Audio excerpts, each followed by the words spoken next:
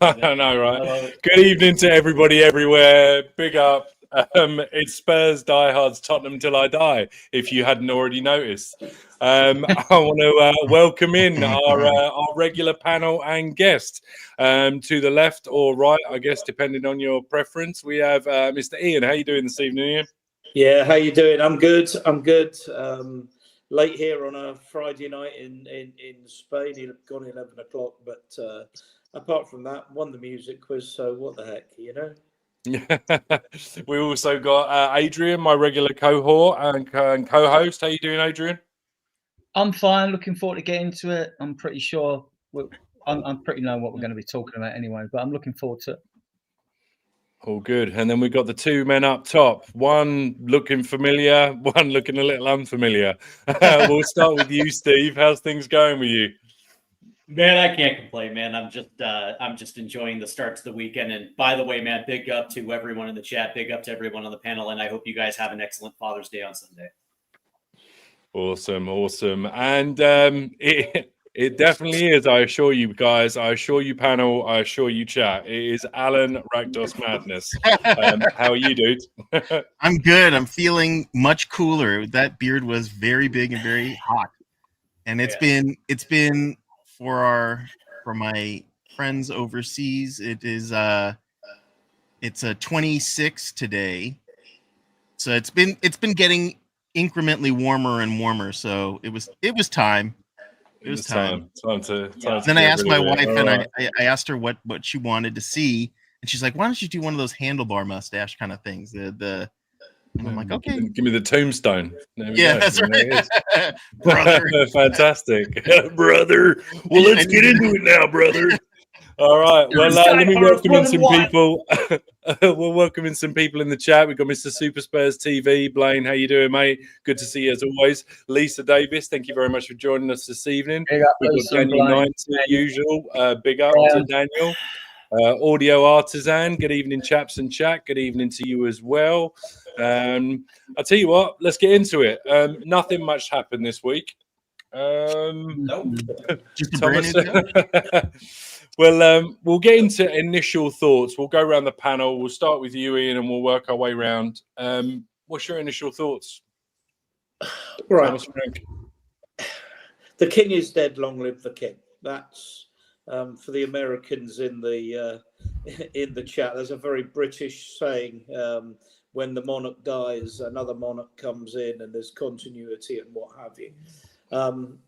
And that's the way I sort of am, because we've lost a manager, we've got another manager. It was always the same, and we move on. Nothing's changed from the show I did with you, Drew, last week. where my annoyance at the dismissal of Ange, that's dissipated, but the reasons for it haven't changed. In that, once again, we changed manager. We've maybe got another 2 years of another manager when Daniel changes the manager, because it's never his fault. It's never the management of the club. It's never the leadership of the club. And I think Conte, I didn't really read what Conte said, but I gather he was hinted at that today. It's always the same. And I said last week, you cannot run a business, let alone a football club, on the basis that you constantly make changes at the top. It just doesn't work. And if you look at the successful football clubs of this or any era, they've had managers in place a good while, unless you're, I guess, you're a Real Madrid or a Chelsea, where you can just throw unlimited amounts of money at the problem, I guess, until it works. I wouldn't have sacked Ange. Nothing's changed from that last week. I would have given him time. I think if you're in a serious leadership position in any business, you're sitting down, you're talking, and you're trying to find reasons why things went wrong, why things went right, and put in place a plan to make things better the following year. That's how any proper business, professionally run business, operates. But that's not the way Levy thinks. So I'm getting the stick. I can't afford to lose money. I better sack the manager and bring another one in. I wouldn't mind if Ange had been there X years, or Conte had been there X years, or Mourinho had been there X years. Sure. It's almost change for the sake of change, and you can go back, and I mean it's something like 13 managers in 26 years. It's an absolute nonsense. But I think we've got a good manager. I think we've got a good coach. I worry about the fact that he's never managed at the kind of level that he's being asked to. But again, everything you read about him, he's cerebral. He thinks hard about the game. He has tactical plans for different games, different teams. He has performance plans for different players. So you say, okay, let's give the man the best. He's going to need it because, one, in his previous jobs at Bromby and Brentford, he started appallingly, and I don't think the fans will take too kindly to that. There will be swift reminders for the board, the chairman in particular, that Ange Postecoglou won a European trophy.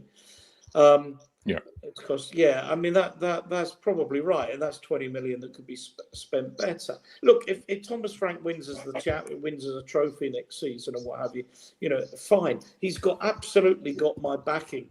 I don't think he's the wrong man. I'd rather have had Glasner, but he's one. We talked about this last week, like Eddie Howe, who served his apprenticeship and has earned a right to manage at a higher level. Let's just hope that it works, because I think it could turn very toxic very quickly at Tottenham if it doesn't. But I'm excited about what he might bring. I like the idea of us bringing in Mbeumo as a starter. There's talk about other players, all of whom are exciting. And let we go again. I just wish we won't keep going again. I wish we were going with the same thing just once. Every couple, more than every couple of years. Yeah, I think that I personally, for me, I think the one thing that we need to do, and I think you've sort of echoed it in your words there, Ian, is just if you're angry about this, don't be angry at Thomas Frank, because he's a consequence of a situation. He's Absolutely. not the catalyst to it. So that's just one thing, that we like. I mean, obviously, we like to try and be as level-headed as possible on here. Regardless, the club may fray the end of our very nerves at times, but it is what it is. So it's just something I wanted to sort of echo from the start, because I, for one, I'm excited by Thomas Frank, but I do have reservations. I just want to give a big shout out to Sean, Spurs Talk Show. Thank you very much for popping in, mate. We've got Zookeeper Tom in the house, Nita in the house, the usual. Thank you very much, Nita. We've got Graham, Spurs GC TV. Thank you very much, guys. Just wanted to give you a little shout out. Steve, we'll come on to you. Obviously, the last time we spoke, it was rumored that it was going to be Frank, but we weren't absolutely sure. Let me ask you this, because I think Ian sort of summed up pretty well the kind of general consensus of it. What do you think makes Frank better positioned than Ange to achieve this season? And it might be that he's not. I just wanted kind of your opinion on it from that sort of point of view. Well, first and foremost, I want to congratulate Thomas Frank on his appointment to head coach of Tottenham Hotspur Football Club. I think this is his most important appointment of his career, but it's also an appointment that comes with a tremendous amount of expectations and a lot of pressure, considering that, they just sacked a coach coming off a European trophy. So I think that it's not exactly the best environment to walk in, just considering all the tumultuous things that happened over the course of the year. But be that as it may, I'm happy for him and his family, and I wish him the best as head coach at Tottenham Hotspur. That being said, to answer your question, number one, I think it's his ability to connect with young players, and it's his ability to put his supreme confidence in players, especially when players are a little green, a little raw. And may or may not necessarily have that experience at the Premier League level, as he's shown time and time again at Brentford, especially with players considering their, Brentford's style of, transfers and just their transfer network and their ability to get players through the door. And they essentially just kick them on right away. And I think that players respond positively to Thomas Frank, and I think that's going to have a carryover. I also think Ange Postecoglou actually had an element of that as well, too. And I think from that standpoint, I think both are kind of pretty decent in that category. I will like to say that when I heard the news, the first word that came to my mind was safe. I think this is kind of a safe appointment. I think it brings a lot of stability, which is something that this club, I would assume, weird that they just didn't have or haven't had over the course of this year. And it was something that Thomas Frank brings. But for me, the question that I have for everyone, and I can't seem to get a straight answer, is whether or not Tottenham Hotspur do they understand the environment in which Thomas Frank came from Brentford? Because if you guys know that, Brentford's had their owner in place for 8 years. Director of football, technical director has been around for 8 years. Their transfer strategy is something that is all up and down the chain. Everybody's moving the same direction. And the question is did that environment make Thomas Frank, or did Thomas Frank elevate that environment? To me, it also reminds me of when Wandy Ramos came in from Sevilla, because it was almost kind of the same situation where that environment at Sevilla is what made Wandy Ramos what he was to get that job at Tottenham Hotspur. They didn't necessarily recognize it, and then that experiment failed. So the question is whether or not they're cognizant of that, and are they willing to go out to make sure that Thomas Frank, number one, is comfortable, and number two, that he has the right tools in order to succeed this time around, so we don't have a repeat of that type of disaster. That's obviously going to work itself out, but. Yeah. Well, the one thing I would say to that is I think I've watched some stuff during the week, and even more so yesterday and today once it was confirmed, because I didn't want to start wasting my time and then all of a sudden them zig when I was zagging, and now we've got Marco Silva. So I was half concerned with catching up on this guy, and now I'm sort of eager to know as much as possible. And one of the things that I took away from I think it was the High Performance podcast, was them specifically asking Frank, what it would take for him to sort of move, or, how he would know it would be the right place. And Alan, I'll put this to you because, you've got to think to yourself, from the outside looking in, everybody knows what Tottenham's about.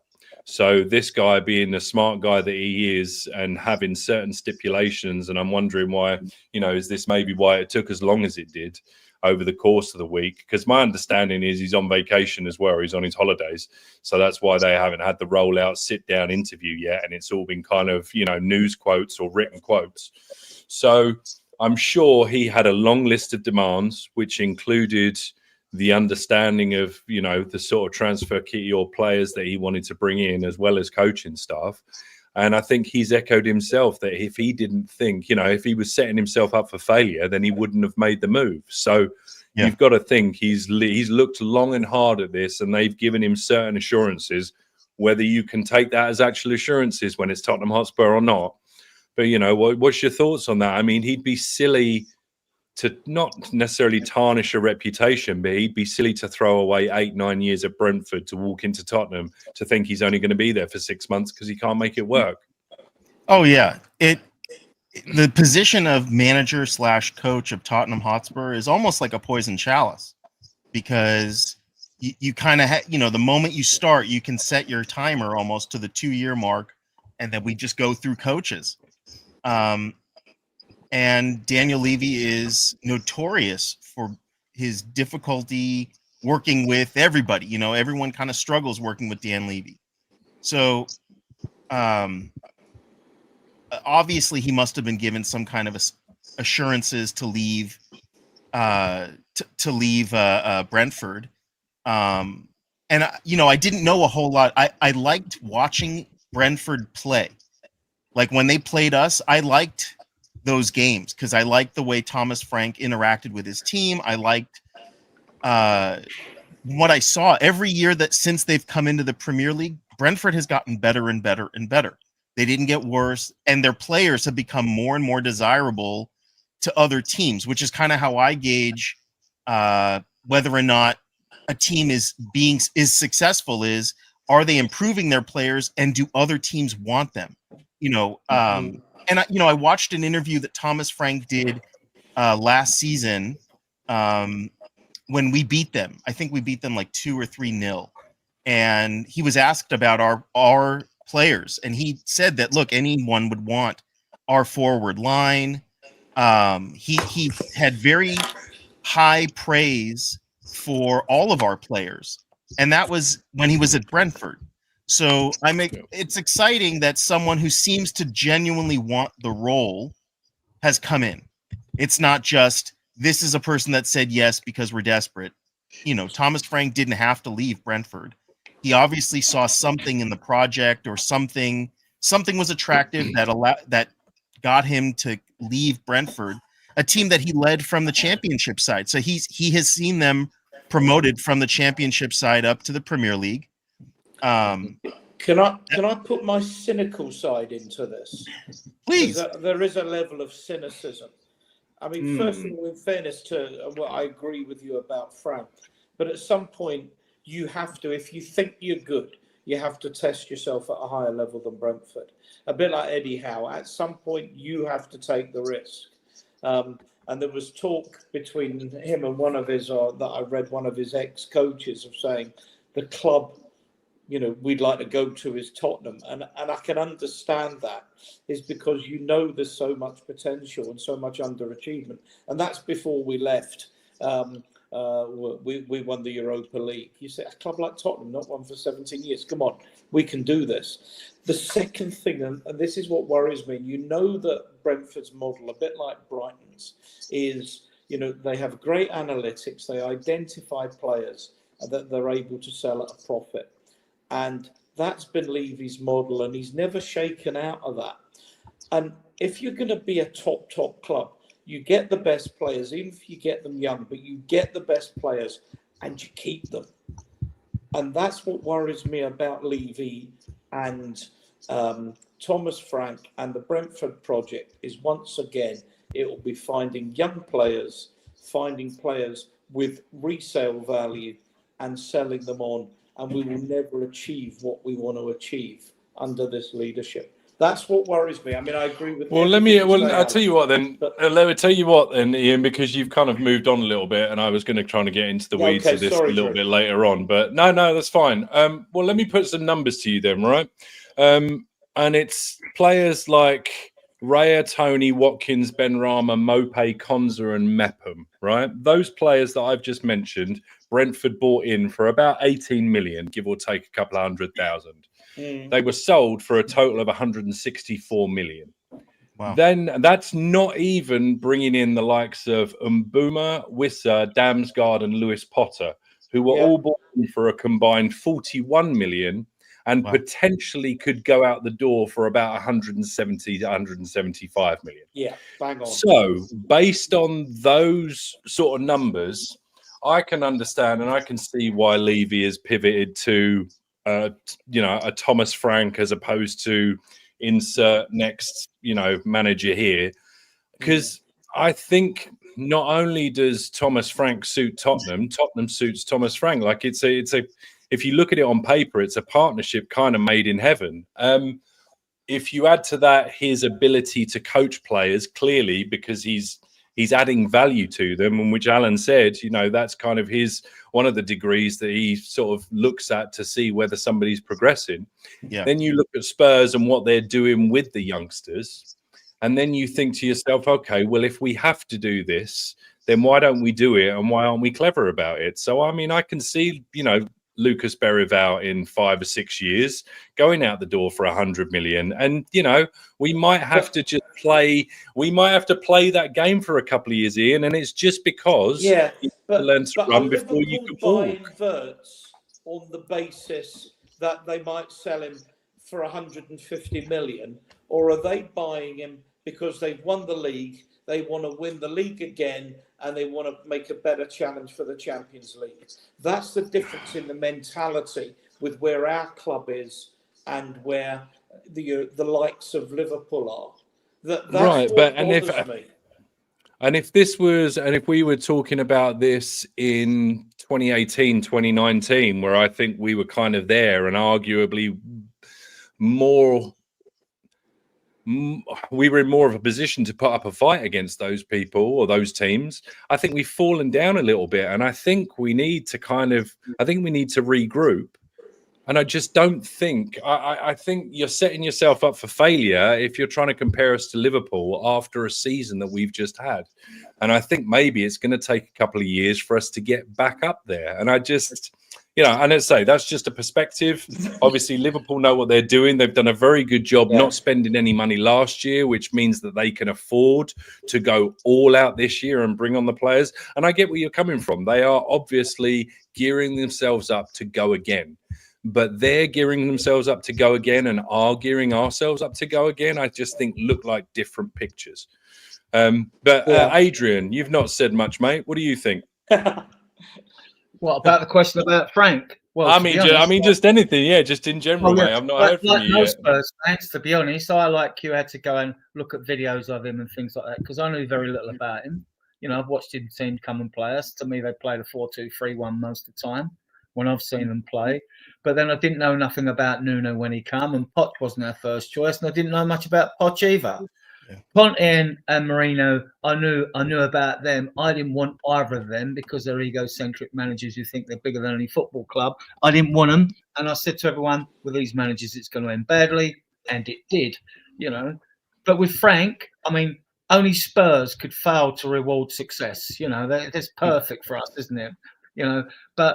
And I was angry about it, and I thought he deserved this season. I was angry about it, but once he was gone, and I vented my spleen like a lot of Spurs fans did that wanted Ange in, not the Ange outers, obviously. I'm fully behind the manager, like I am anyone who's brought into this club, player or manager, while they're here. I will support them, whether I like them or not, because that's what you've got to do as a fan base. It's no good going to the new season not being behind the team. That would be an absolute awful situation.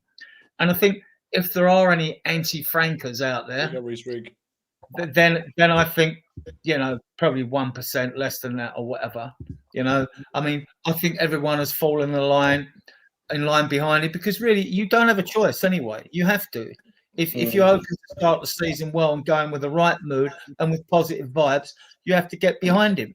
And he's 51, he's young, he's a workaholic from what I've seen, doing 60, 70 hours a week. When I've looked at his coaching videos, things like that. That's fine with systems, but as I've said in the past, all systems work and fail. Can he get a better tune out of these players?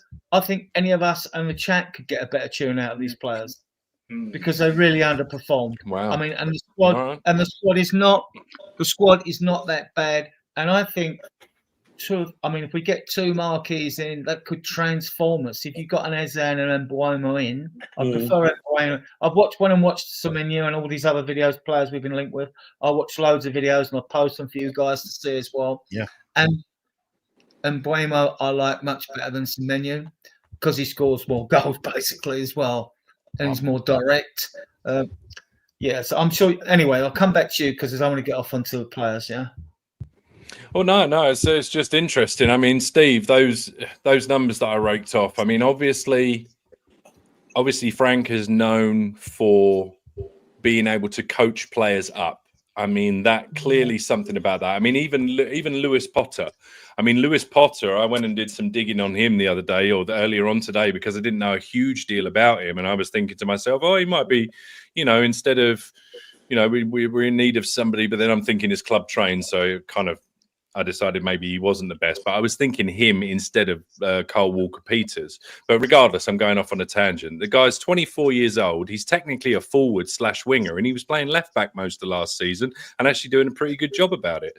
So he's obviously able to not only put square pegs in square holes, but when required, potentially maneuver a square peg into a round hole and maybe, make it fit a little better than we've been able to make it fit previously. So, I mean, is there anything to that? I mean, the coaching videos have been going all around, obviously, the Twitter sphere and TikToks and things like that. And obviously, press got to be press. They're trying to big him up. The club's got to be the club. They've got to try and promote this. Look, this is what you want. Because that's why I think, they're playing these sorts of things, because we've been grumpy about the fact that we've had Ange stand a Coglu or, a statue of Coglu or what people want to call you. So, what's your thoughts on him being able to coach any of the players we've got upwards, or are we dealing with players that maybe have reached ceilings and he's going to have to get a lot of juice from the squeeze? I think there are certainly players that have a couple players that have reached their ceilings, but one of the things that I look at is the fact that a lot of players on this team haven't necessarily been playing in their natural positions for quite a long time. Which is also one of the reasons why, Ange Postecoglou definitely had certain flexibility when it came to certain players. Lucas Bergvall being one, playing multiple positions. Archie Gray playing 3 positions. Matisse Tell playing a couple positions as well too. Same thing with Wilson Odubert as well too. So and Mike Moore. Let's keep it real here. So that being said, I think that actually plays into a strength of Thomas Frank, depending on the formation that he deploys against any certain opponents, and that's something else that Thomas Frank brings to the table, because he just isn't necessarily married to one formation, match in, match out. Right? He's tactically fluid, which is what I like, and based on the opponent, based on the tactical implementation, he's going to be able to move certain guys around that are going to be able to play to his strengths, which is for me, that's what I'm somewhat curious about, right? So depending on who we're playing, whether it be Man City, Man U, Liverpool, whatever the case may be, and the approach of what he takes, you're probably going to see guys not necessarily playing in the position that we would assume that they're going to play. But what I like about him is the fact that he believes in everybody that's on his first team, and the supreme confidence that he puts in players as well too, to go out there and actually achieve the achieve the goals of which they set out in order to play. And it's me personally, when I look at some of the players that he's played in the past, guys that I didn't necessarily rate, all of a sudden going for big money in the transfer market, that right there is proof. That is proof of concept of that he's able to take somebody that is perceived to have a low ceiling, and then all of a sudden they become into a 60 million pound player, 80 million pound player, because he's able to nurture and get the best out of that player when necessarily, maybe they don't necessarily have the pace or they don't necessarily have the shot. But that being said, he puts them in the right position in order to succeed, because he understands the strengths of all his players. Yeah, fair play. I happen to agree with most of that, but then I have to agree with most of the things you say.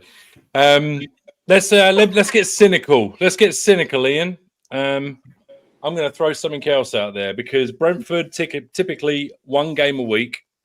They've not been particularly potent in cups.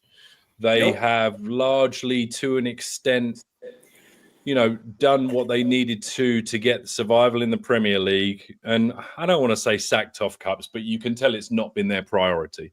And now we're moving to Tottenham, who, well, we'll move back to Brentford. So basically 1 game, potentially 2, but mainly 1 game a week. So you've got multiple training days.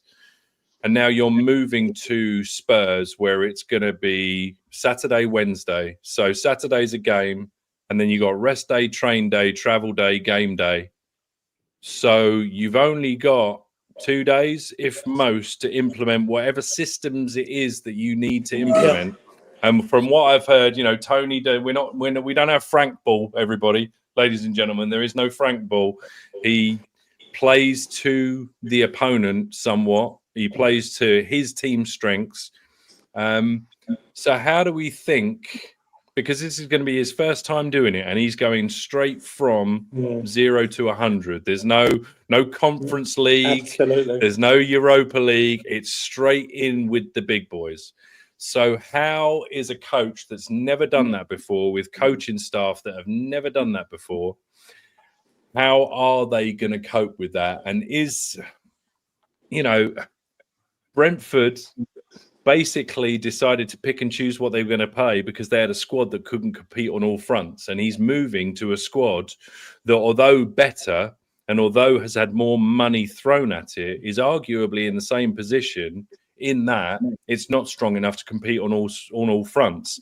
So he's going to have to compromise at Spurs like he had to compromise at Brentford, unless Spurs are no longer in the compromise game and they're going to throw 300 million at this squad. So what's going on here? Well, it's a great question. I mean, and it is a really good question, because when you look at that statement last year, and that was, again, my comment on your show last week, that the show said we need a manager who's prepared to compete, or is able to compete on all fronts. And that was clearly a dig at Ange on the basis that he says, well, I can't do the league and the Europa League, so I'm going to sacrifice the league. I mean, you can criticise the man all you want, but he bloody won the Europa League. He won it. I mean, I know the 22 games and all this and 22 defeats and what have you. He won that competition, and that's what he set himself out to do. With Thomas Frank, I gather his modus operandi is to say, we finish a game we play on a game on a Saturday afternoon, you get Sunday off, and then on Monday we start looking at plans to play the next game the following Saturday. See, I put that on. I mean, I don't know how Love happy that. I am with that. Yeah, I am. Love it. So it is a very different kettle of fish. What I will say, and I don't want to sound critical of Frank, because I'm not. I think he's got his work cut out. But one thing I do say is he does have knowledge, he has experience, he has maturity. And I think he must. I mean, you'd like to think, if you were interviewing Thomas Frank, you'd be saying, Thomas, you've been playing 1 game a week, and maybe the odd midweek game in the League Cup and the FA Cup. You've never played, had to manage at this intensity. How are you going to deal with it? I mean, you would think that would be a basic interview line of questioning, or it would be, people are asked to make presentations, and these are the questions. Tottenham Hotspur in 24-25 failed to compete on multiple levels and ended up finishing 17th. What are you going to do to address that? Now, I can't answer that question because I'm not Thomas Frank and I'm not being interviewed for the job. But you would think that he's a smart boy, a more than smart boy, and he's going to have a plan for how he's going to deal with that. Whether he's talked about the players he wants, the rotation he wants, and what have you. But there is a bottom line. If you're playing Liverpool on a Saturday, say a Saturday evening at 5:30, you're playing Real Madrid at 8 o'clock on the Wednesday night, and you're playing Manchester City at 4 o'clock the following Sunday. Rotation ain't your priority. So, if I'm on the interview panel, that's the kind of questions I'm asking. All I'm going to say is I can't answer what he's going to do, but he's going to have to answer those questions if he's going to succeed. No, absolutely. And I think, Adrian, we'll come to you because I can't believe that somebody sitting on this interview panel hasn't pretty much asked that exact question that I've posed to you guys. I mean, it would have been, as I say, one of the first things, as Ian's mentioned, one of the first things that's brought up, like, how are you? Because this works both ways, right? He could have gone for the interviews and he could have not been particularly impressive, a la Eric Ten Hag and Levy or whoever it was that interviewed him, could have said, nah, not today. So he's obviously gone in there and said something. Now, whether that something was something that blew them away and assured them that they were going to compete on multiple fronts, or whether it blew them away in terms of, he said, I can get you, this Mr. Cynical again, I can get you top 6, top 7, and we can float around that little spot and just keep ourselves afloat for a couple of years, and I can do it for you on a budget. Like, which one has he said? I mean, you would take top 6 or 7 because we know at present that we're not winning the Champions League and we're not winning the Premier League. So the best Frank can do is get us 6th or 7th. If we're in the Europa League, we can win that again because we'll be stronger. We're going to improve the squad. We're going to be even stronger, right? So we can win the Europa League. It would be nice to nick the FA Cup, wouldn't it? Which is what I think fans want, right? If not the League Cup, piece of silverware. But I think 6th or 7th minimum. I mean, like, it's not to say if we, if the squad shapes up the way we hope it does going into the new season, not to say we couldn't nick 5th, and get that 5th spot through coefficient in the Champions League. That could happen. That's what Levy wants because he wants the money. But as a fan, I would take 6th or 7th and good runs in the cups, domestic cups, if you can't win them, a good run in the Champions League. Get out the 8 games, right? Which is not going to be easy. I mean, I've got all the pots and that listed for another show, right? I've got it all up, but I mean, like, it is going to be really tough. But that's comparing the squad we got now, and we don't know what shape we are going to be in going to the new season. And like Ian said, I mean, like, there's going to be, you're not going to have a chance really to sort of like worry about the games you've got coming up because you're going to have all the games in the Champions League are going to be hard, and you're going to have to fit them in with the league fixtures. So there's going to be no respite. You just have to keep going, and the only thing we don't want is another horrendous season of injuries. That's what we don't want, and we could have a very exciting season, which is what you want. Especially me as a season ticker, I don't want a season ticket holder. I don't go to the stadium and see us lose games or draw games. I want us to win. I'm always positive. I mean, I wouldn't leave my front door if I thought we were going. I only live a mile and a half from the ground. I wouldn't leave my front door if I thought we were going to lose a game. I wouldn't even be a season ticket holder. So you've got to be positive without being delusional, obviously.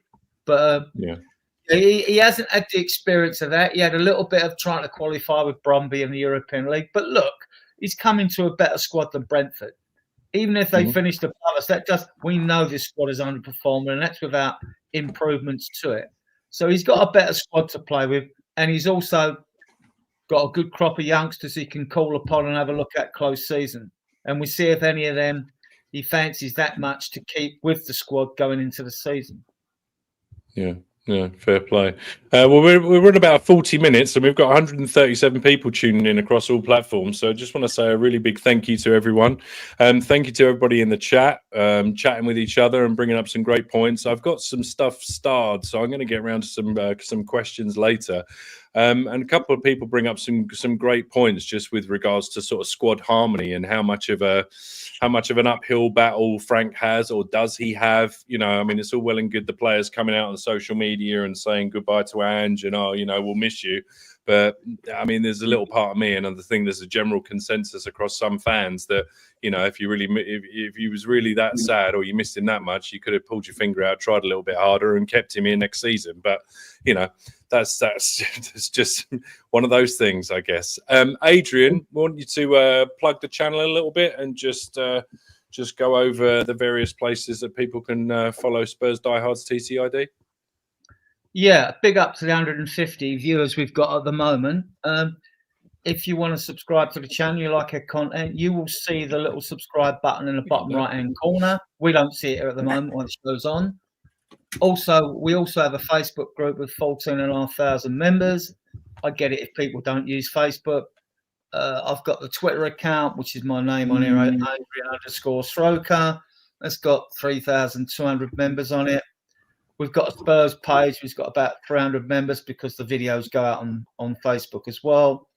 And we've got a WhatsApp group. And if any of you out there would like to appear on the show, if you contact me, Ian, or Drew, and give us your phone numbers, then through your phone numbers we can add you to our WhatsApp group. Yeah, and that's fine. You know, we're always looking to vary the guest lists, and at the moment we are only doing 2 shows a week because it is the transfer window and Frank's in, and so but normally our shows go out on a Tuesday at 9 o'clock. I host a Tuesday show. The lads have given me the short straw, see, and then Friday Drew hosts at 10 o'clock. So that's to attract the more Canadian American Southern Hemisphere audience.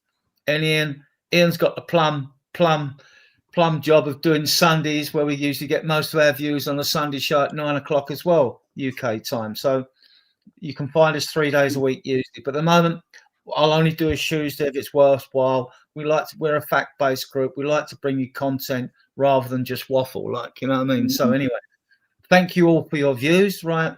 And please subscribe to the channel if you like the content. Okay, back to you, Drew. Thanks very much, Adrian. I want to say a big shout out, big Australian shout out to Peter Kagais, who has just gifted 5 Spurs memberships, and they went to Gamecock, the Spurs Danalyst, Surge 71, Front Wheel Skid, and Dragon D's Nuts. So thank you very much, Peter. Much appreciated. And big up to Danny. Johnny. That's Johnny. Bethnal Green, Johnny Bethnal Green. I think. Oh, is it? What was that you said, Ian?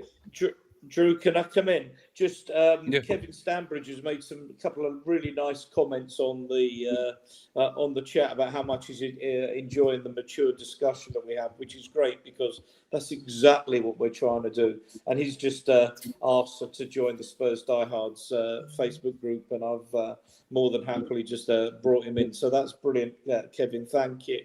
The other thing is we've been nominated, Adrian. We need to put that link up here. It is in the chat. It is in the comments section.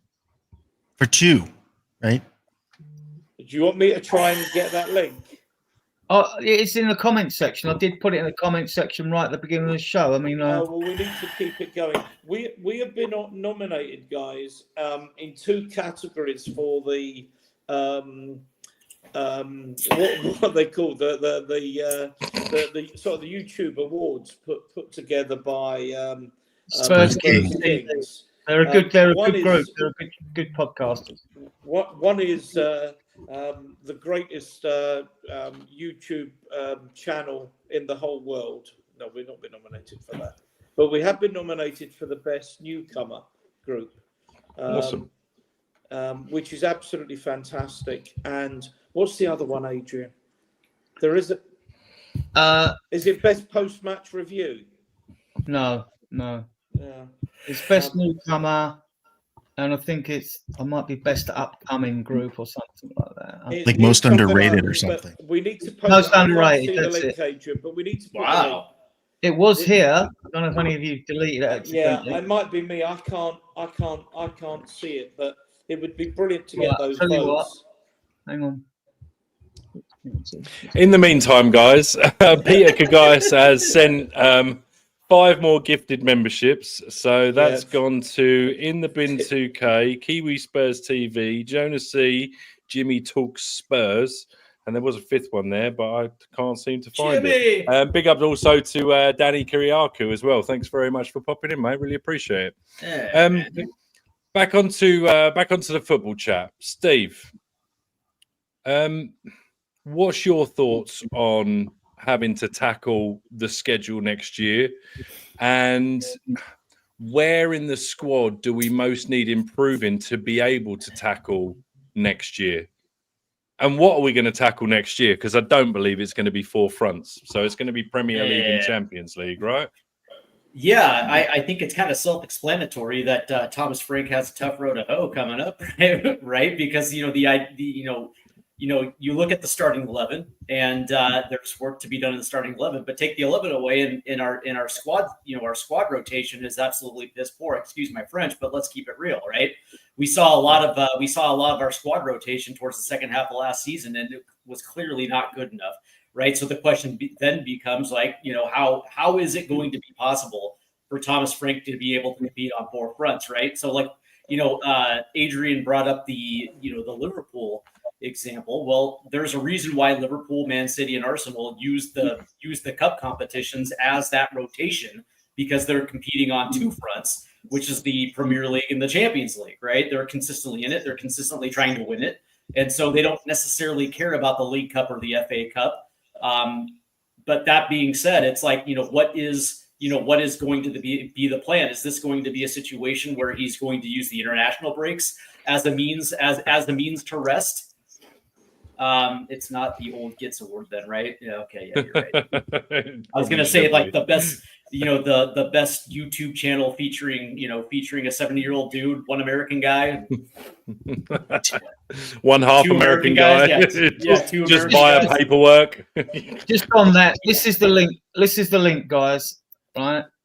If you want to vote for us, you just copy this link, click on this link, copy it, and then just go there, and you have to scroll down, and you'll find Spurs Diehards in two nominated sections. And look, vote for any other categories as well. Vote for people you know. If you like their content, vote for them. It's a bit of fun. It's not you don't go to an awards dinner or something with this. It's just a bit of fun, It just gives an idea of how much we're appreciated or not. You know what I mean? Yeah. So. Yeah. So I guess the question that I have for you, Adrian, Ian, and Alan, it's for this upcoming season, would you have a problem if Spurs were more of a cup team this upcoming year, right? Picking and choosing the battles in which they feel like they're going to be the most competitive, while still at least trying to stay competitive in the Premier League as much as possible, understanding that the Champions League is important, but looking at the squad, looking at the talent of the squad, looking at the squad depth, and understanding exactly where you are as a club and being honest with it, and just saying, hey, listen, we're not punting any of these four competitions, but that being said, we're going to isolate a few of them because we feel like we're built for a cup run, or we're built for a top 10 finish. But that being said, it's we're going to try to be competitive in two of the four competitions, but we're still going to give our best run in all four. But that being said, it's I don't have a problem necessarily with that, just considering the talent and the squad depth of this team. Obviously, a lot of this depends on how the summer window is going to shake out. But that being said, it's I wouldn't have a problem if they isolated certain cup competitions as a means to at least try to win a trophy this upcoming season, while still trying to remain competitive in the Premier League. I would, Steve. I'd be absolutely fuming. We've got to go strong in all competitions, and I realize it, but look at the squad depth. Look at the talent in the squad depth. I know. Hold on, that's at the moment. We don't know what shape we are going to be going at season, and the reason is because having such a poor league form last season, most of us fans, whether it's in the cup or not, we want to see growth and progress. I want to see growth and progress, and that includes some of the younger players. I want to see a few of them introduced into the squad. I mean, I know it's going to be hard to play them because every game's going to be an important game, and managers are averse to playing youngsters when they know when it could possibly affect their job, But I want to see us to go strong and everything. I don't want to be paying money against the season ticket, and we're not trying at the stadium. They get enough money out of me. And Ian, when Ian comes down, he spends a fortune. He comes down to watch. He watches as many games as he can. He comes down from Scotland to watch games, and other people travel. I mean, and if you're traveling and even you're a foreign fan, and I admire them immensely for getting up all hours to watch games, they're just as good as supporters as me being a season ticket holder. I'm just lucky enough to be in a position to have one, right? But, they come, right, to what? To see a team not trying when they paid all that money and paid hotel fees and that. I get it towards the end of the last season. The season was dead. It was a perfect storm of everything that went wrong. And then Ange, all right, again, people complain because he sacrificed league form. Well, you won't be complaining once we won the cup. You were complaining before, and some even complained after we won it about that. But I thought Nah, not for me. Not when we won it after all that time. But no, I want to see progress. I want to see us go strong. I want to see a few of the youngsters introduced into the squad. Yeah. But but I was going to say to quickly answer your question though, Drew, the attack has to be upgraded. And when you consider the young talent on this team, whether they bring back Tell, Wilson Odebear, Mikey Moore, as much as we love those young prospects, they're still raw to a point where they necessarily can't carry an attack. Across the front three, all of that has to be upgraded. Yeah. I'm one of those who doesn't think the squad's that far enough. And for all my defence of Ange, it's more on the issue of continuity and the fact that he did suffer from awful injuries, rather than the fact that I have total confidence in the way that Ange went about things, particularly in the last 6 months or so. But I actually don't think the squad's that bad. I mean, when you think we've got goalkeepers, Vicario, something Kinski's even better. You've got Alfie Whiteman, so that's three. No, Whiteman, Austin. I knew I'd got, and Keeley's come back as well, who had a great season. So that's 4 goalkeepers.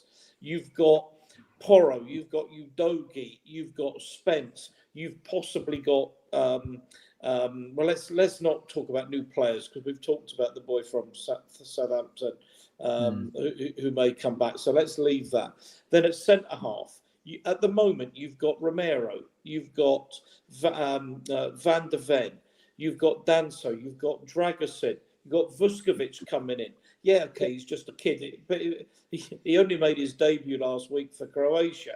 Yeah, so he's obviously no slouch. You've got Phillips, you've got Dorrington in midfield. You've got, we talked about this last week as well, but you've got, at the moment, you've got Bissouma, you've got Bentancur, you've got Gray, you've got Bergvall, you've got Sarr, you've got Donnelly and Devine coming back. So, did I mention Sarr? Because I left him out last week. So you left out Madison and Kulu.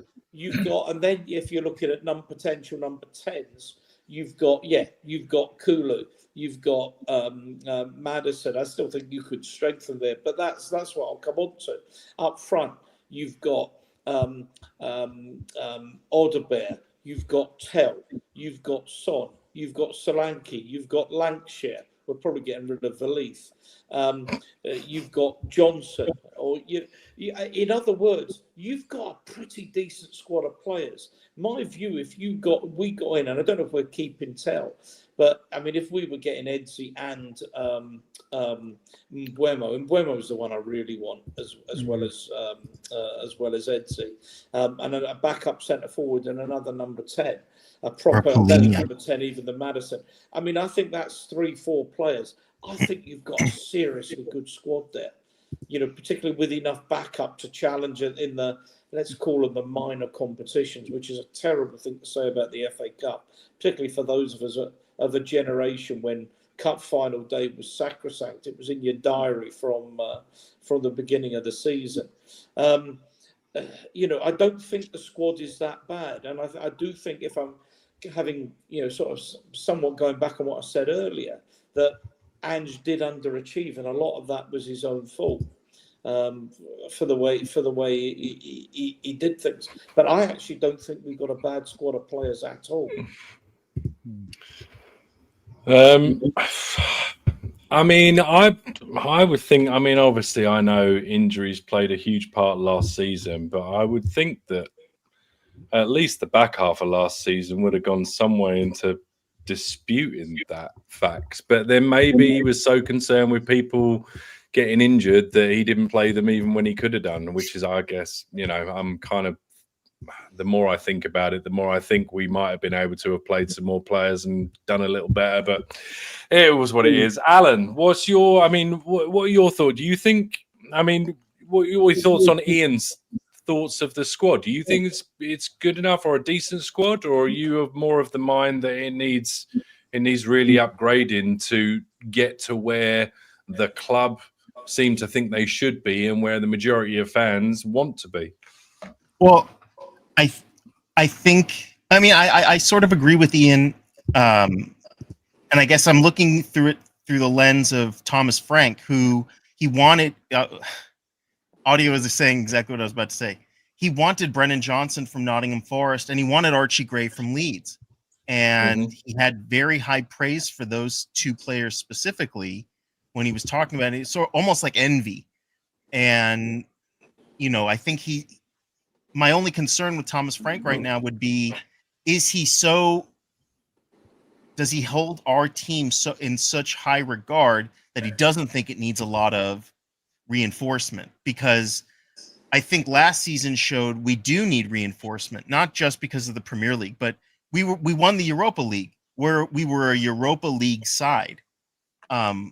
We need reinforcement because the Champions League teams, I mean, Arsenal, you had Arsenal in there, you had Real Madrid, Barcelona, Bayern Munich, I mean, and the winners, of course, Inter Milan and PSG. These are teams that could crush us, you know, and, you know, not knocking our players. They're just further along in their progression. And I think we do need to get, I would like a Palhinha from Bayern. He's kind of fallen out of favor at Bayern. And I think he'd be good for us. He's a strong guy that we, you know, kind of need in that midfield. Because I think he would be an upgrade on like a Basuma, you know, someone who I can think could leave the squad this summer. And I don't think everyone could tip their hat and say, thank you, you leaving on a high. But there's definitely room to improve. And that's the thing with this business. There's always going to be room to improve. The question is there the money and the nous and the oomph behind all of that to make these deals happen? You know, or are we just going to get brushed to the side every time Man City or Real Madrid come calling for players? And Manchester United. Are we swimming in the same pool as those players or those teams? Like, maybe should not we be going for the same players? I would argue Manchester United is a less attractive club. The only reason to be attracted to that club now is nostalgia, because they were a very strong team, but they are not now. And they have no European football next season, not at all. So when I hear links to like Mbeumo and whatnot, it's like, well, I guess they don't want to go to the Champions League. They don't want to take their chance and play at the top. Well, the rumor is this afternoon we're apparently about to gazump United for him. I mean, I don't honestly know how much you believe in that. A lot of this stuff sort of, you know, just clicks. And, yeah. Same with Gyökeres. But I mean, if that's the sort of thing, I mean, if those are the sorts of players we're actually going to start going for, do you have? I mean, does that make you instantly more optimistic? Yeah, absolutely. You think they're still going to need time to gel, right? Well, these are players like, if Mbeumo is someone to be stolen away from Manchester United, it means we're actually ponying up a fair amount of money to make that happen, to gazump Manchester United in that. And that's I mean, it's so tough because Levy is so difficult to figure out, right? He's you never know. Is he going to splash out the cash, or is he going to cut him off? You know, we've seen both. We've seen what he's done to Pochettino. No incomings for like 2 transfer windows, which was awful. And I never want to go through that again, ever. Well, and one thing I will say about that, because that always does that, and I know where you're going or coming from with it, but one thing that is always kind of overlooked in that sort of period was that it's not like Pochettino wasn't offered players. It's just that he didn't seem to think that the players he was being offered were going to add anything to the team. So I don't think. I guess. Oh God, I'm going to sound like Sean Butler now. I'm jumping on the Levy train and trying to defend the guy. I just think he gets a bit of a raw deal because I think, you know, he has. I mean, whether the money's been spent in the right places is, you know, definitely up for debate. But I don't know. I just think he's, especially in that instance, and I guess I'm just picking up on that because I know we did have a long period where we went without players. But I guess let's flip it. I mean, this time we're in a similar situation, except this time there's no choice but to spend big money on the team, right? And that seems to be like everything that's coming out from the club seems to be, and I've heard it from a couple of people now, that there's going to be, I think, the obligatory war chest. There's going to be a big war chest, regardless of the players going out. There's going to be apparently a lot of money spent on players coming in. And one thing that I have noticed, especially with the Ange sacking and with the Frank hire, is that I don't feel like Levy's name has been over this as much as it would have in the past. And something that's floating around in the back of my head, Adrian, and we'll come to you quickly. Do you think this is all Levy's doing in the background, or do you think maybe other people are having more of an impact now, or you think other people are maybe making decisions, whereas before, because before it would have been Levy would have signed Ange's out papers, he would have been all over this coming in, and I don't know whether it's just me, I'm just not getting the Levy's all over it. It seems to me like this is being done by a lot more people in the background, but I don't know, I could be wrong. Yeah, I think the signs are that is what is happening. I mean, Peter Chariton came on the board. He's ex-CEO of Citibank, and he's also heavily involved with ENIC in the Bahamas. And so he knows Joe Lewis and Vivian Lewis, the daughter, and he has things to do with the trust as well. Now, whether he's getting involved now to see more investment in the club, or whether it's to help get a buyer in as well, who knows? Because Donna Cullen was going to retire last year, and Levy wanted to stay on because she always supported him. Yeah. And now she's gone. She wasn't sacked. She's gone. So that only leaves Collicott and Turner, Vinay Venkatesham, and Levy, and Chariton. So I think Chariton's got sway on this board, really got a lot of sway, because he's representing ENIC. And Levy, all right, he owns 29% of it, but Chariton's got a lot of say. And there was always the feeling running around, or even a hint from Levy himself, that, if Spurs won a trophy, he'd be willing to up sticks and go. He could be kept on in a non-football capacity. He wouldn't mind that. He is good at that. But if he's away from the football inside of a club. But, the winds of change, I think, are blowing through this club. And if Levy, anyway, if he's staying, if he wants to regularly see us play in the Champions League, then he's going to have to. They're going to have to spend in this window, because we know this squad isn't good enough to win it.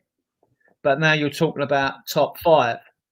Now, it doesn't mean to say we couldn't get top 5 with a good run, but other squads are ahead of us. They're ahead of us. Top teams above, squads are bigger, and they're ahead of us. We'd have to pay higher wages too, because I think we're known for paying low wages. Yes and no, because you can get round that.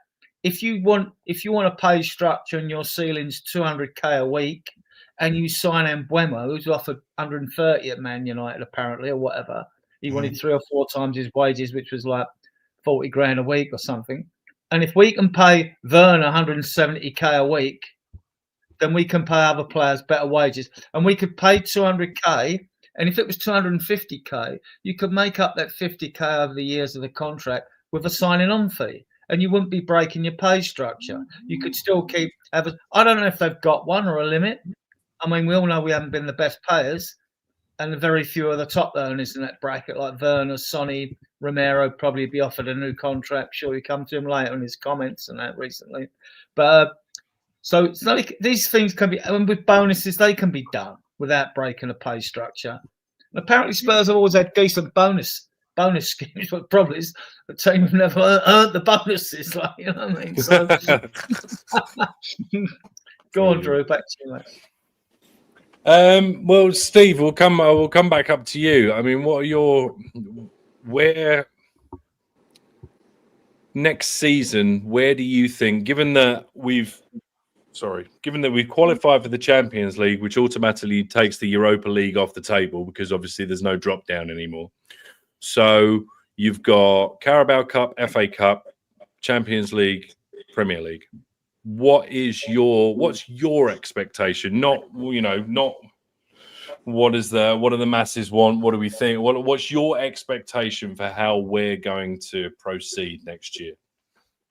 That's a great question, Drew. I'm glad you asked it.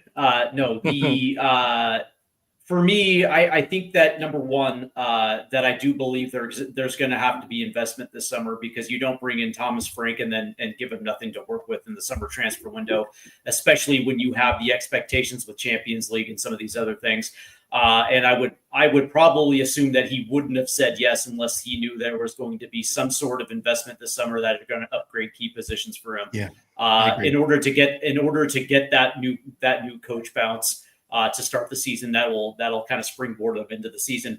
But I will say that for me, finishing in the top 10 for me is absolutely crucial. And I actually, think that this team can finish anywhere between 5th and 8th. And I think getting back into at least a European spot for me is going to be essential, because there has to be some consistency. You go from Europa League to Champions League, and if they can at least get back into a Europa League spot, they're doing something. They're doing something right. So I'm laughing. Jose's online. But for me, if they can get out of the league phase in the Champions League, even if they get knocked out in the first round of the knockout rounds, I still think that's going to be a successful Champions League campaign. Do they have the top 8 qualify in the league phase of the Champions League, and can Spurs do themselves any favors by getting one of those 7th, 6th, 7th, 8th spots in the Champions League? Maybe. And I like to think that if they can get to at least the first round of the knockouts, I think that'll be a successful campaign.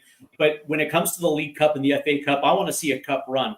At least getting to a final of one of those would be I think that would be a very good achievement, at least being competitive, battling for a trophy on one of those two fronts. And I think that's actually a very successful season. Steve, I'll say this. There's a generation of younger fans. Haven't seen him tonight, but Ben Kaufman's often on this show. And there's something that he said months ago, maybe more than months ago, that absolutely resonated with me and did until we won in Bilbao, was, I'm 28 and I've never seen us win anything. And that scared me, because by the time I'm 28, I'd been to Wembley countless times. I can't even remember how many, but I'd seen us win two UEFA Cups, 3 FA Cups, I think, or certainly 2 League Cups, been in other finals. And he's 28 and says, I've never won anything. It's really scary. Now, I was in Bilbao, and the sheer joy, the memory, because it has been so long, the joy of actually seeing us win a cup, and a big cup. I don't think fans, Steve, are going to accept fans. And I know you're in the States, and so you're inevitably slightly divorced from it. But I think fans that are in London and in England that were in Bilbao and saw us win a cup are going to say, that's what I want, and that's where I see it and want to see us every year. I don't want to see us winning a cup every 17 years. Understood. Yeah, but here's the thing. Sorry. But here's the thing. But here's the thing, Ian, right? I don't live in delusion, right? And maybe because I am removed from London, and that's the thing is, but I look at this team for where it stands right now. Realistically, where this stands right now, for me, showing some level of consistency with European play and finishing in a spot where you're going to continue to get European play for Thomas Frank's first season, considering everything that where the club is today. That to me, consistency would be a good first step in his first season as manager. I don't think you're wrong. I just think for the fans having experienced what they did, and there were something like 40,000 of us in Bilbao. There were 220,000 or thereabouts at the parade. Those fans are going to say, I want this and I want more of this. And I think if people are thinking Thomas Frank finish sixth and get to the quarterfinals of the cups, it's not going to cut it. It's not going to cut it with people. Yeah, but you can't be upset considering where the team is and the talent level it is, right? Realistically, you have to look at it for what it is. And I understand. I don't want to see this club go 17 years without a trophy either. But, that's the thing. It's like you have to take a realistic approach at this team and just say, okay, well, what would be considered a good first season for Thomas Frank, right? Obviously, it can't be out of the top 10. But that being said, like, for instance, if they ran to a final of the FA Cup and lost it, finishing fifth or sixth, and got to the knockout rounds of the Champions League, I would be ecstatic. For his first season, considering the lack of top end talent this team has. Yeah. Well, the Bold. Adrian, what do you think? The Bold are still look. The Bold are going to want Champions League football because that's where the money is, right? Yeah, as fans, like I'd have 6th or 7th because if I thought we wouldn't be good enough to compete or have a chance of winning it, I want to win the Europa League again. I would take it, but that's as a fan, right? Another chance. I mean, if we were going into this season, imagine we were going this season. All right, we've got Champions League football, but we're in the Europa League now with the 2 domestic cups. Straight away, the chest would be out even further because we would think, hang about, we can clean up here, right? We can clean up. But it's just watching like PSG dismantle Inter Milan, who we've got to play in the Champions Cup. That's what you're up against. All right, I hope their players are tired. Hope's not a strategy, as I always say, but I hope their players are tired because they're in the World Club Championships, aren't they? And so when they play us, their players, and some of their players have been on World Cup qualifying games like we have as well. Their players haven't had a rest. So we have hope. You want to hope they go as far in that competition as possible because I think it works out that if they get to like the last 8 or the last 4, then their first team players don't get back to training until like 2 days before that game. And a couple of days before that, all they're going to be doing is putting their ducks in a row, getting their fitness tests done. So they're not going to be in any kind of position to play a football match. Then we only lose 6-0 instead of 12-0. You know what I mean? So no, I mean, like, I think, Frank will study them, right? And probably give them a lot of sleepless nights, but he'll study them and, like, who knows, on the day. Be nice to go to the season with that Super Cup. And a lot of the Europa League teams have won it recently, actually. Yeah. I just wonder whether, I just wonder, like, the projection for next season's difficult as sort of the question I asked to Steve and as Steve's answer. I mean, what's going to be acceptable? Because I understand the desire, the need, the want to win a trophy, but realistically, you have so many teams going for, domestically, hundreds of teams going for 4 trophies. And then, you add the tens of hundreds of teams in Europe going for another 2. So you just got to be realistic. And you've got the likes of your Chelsea's, your Man Cities and et al. Liverpool paying, 113 million for one player. It's just a different stratosphere. And my concern is because the perfect scenario for Levy would be to chop and change every couple of years, play a little bit of compensation, maybe get one player in, just keep kicking the can down the street. But I think if you really, really want to be serious and you want to attract big players, then you need to at least prove that you can do it there or thereabouts on a regular basis. And I think with the track record of the amount of money being put into the squad, I don't know. I know the Europa League, you get into it the Champions League, you get into as a consequence of winning the Europa League. And it's not guaranteed that you're going to win the Europa League every year you're in it. But I think we showed this year that with a pretty strong squad that hadn't really played together very often, we still did a pretty good job and we were favourites for a lot of that competition. So, I mean, what Ian, what would you be happier with, right? Because I've got a feeling it's going to have to be one or the other. Are you happy with just competing and qualifying in the league and then having an all right run in the Champions League, knowing full well that the likelihood of you winning it is not as great as if you were in the Europa League. So do you therefore think to yourself, well, let's just consolidate for maybe a couple of seasons. Next year, let's try and just get back into Europe. And even if it is the Europa League, well, let's do our best to that year, win that. And because for me, progression would be continually qualifying for Europe through the league one way or another.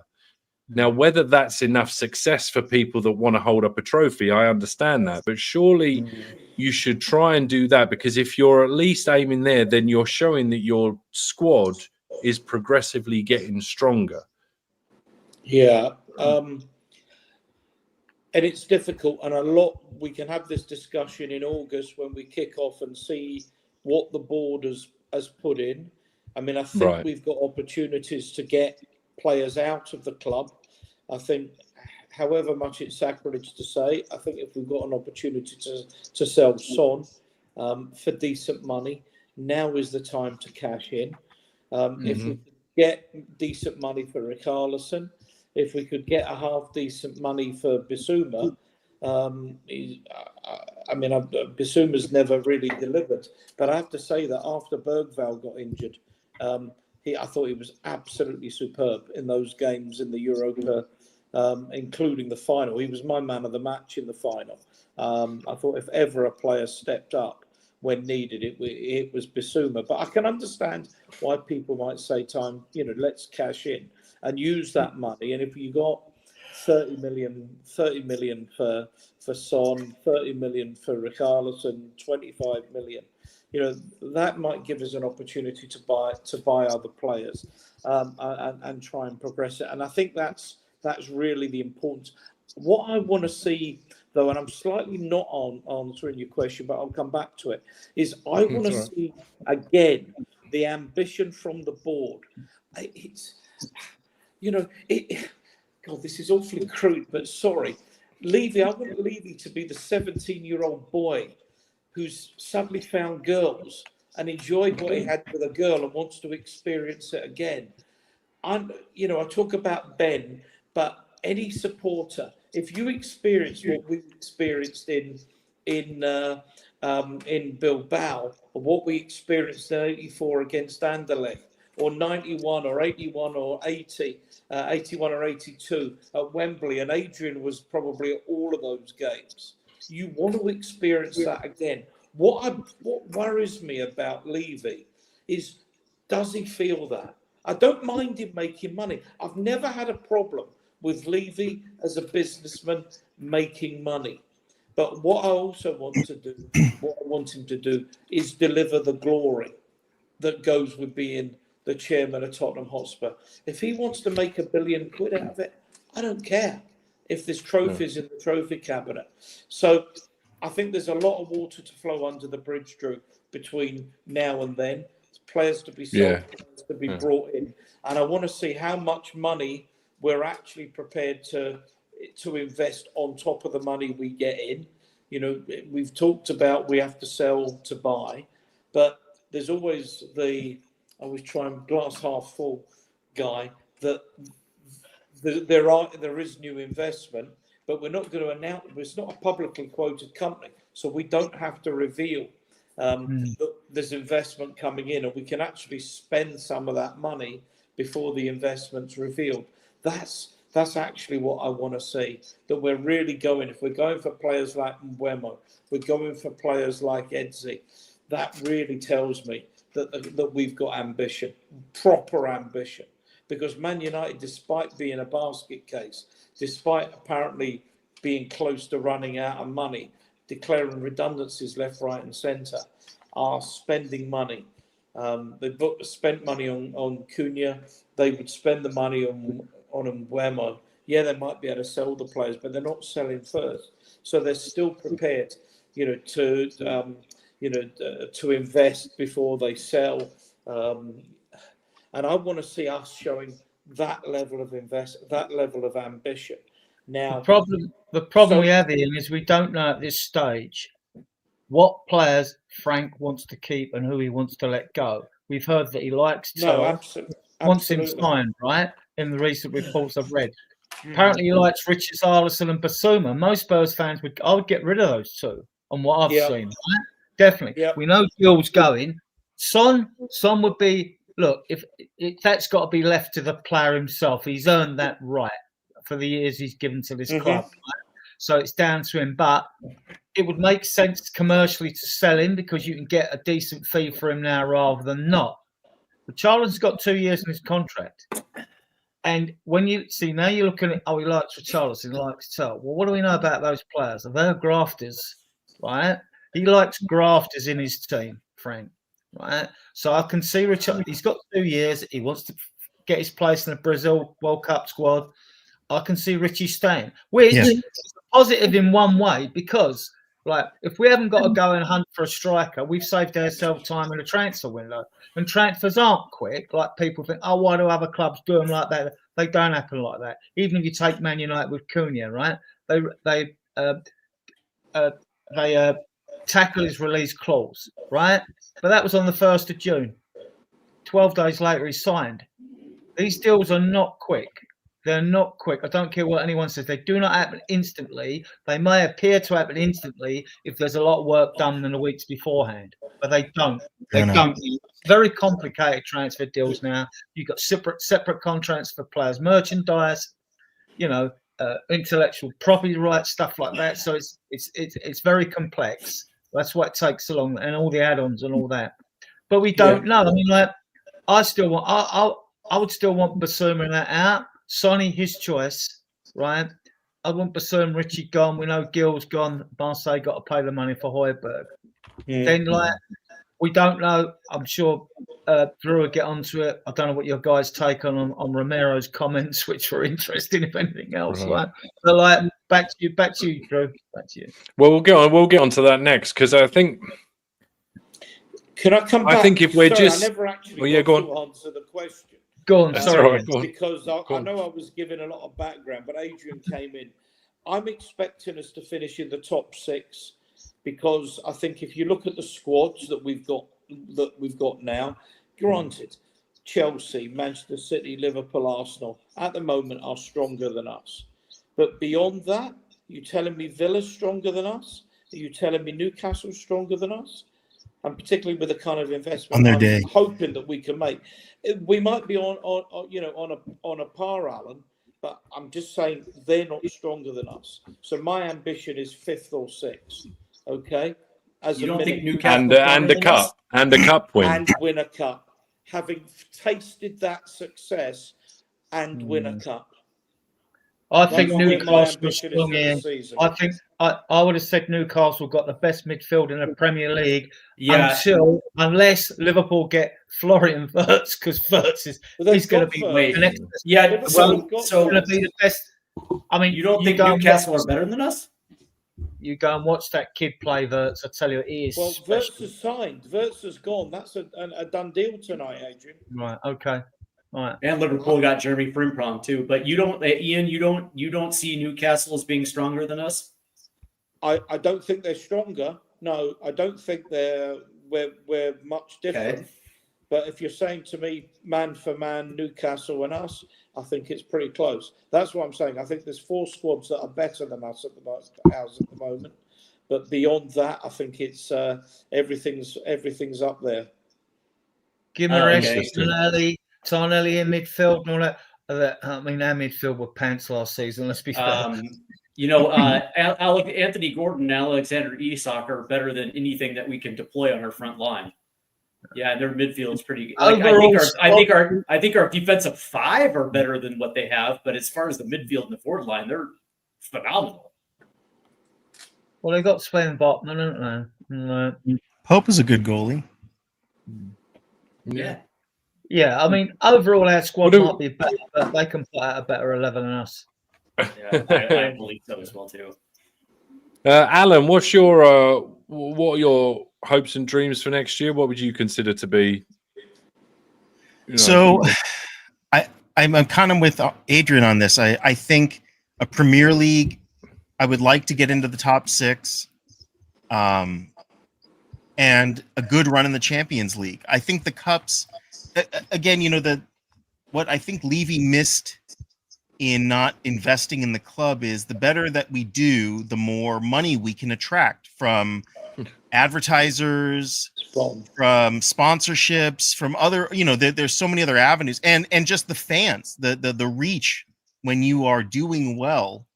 It can't just ride on having Sonny with us, or and yesteryear. It's what did you do for me lately?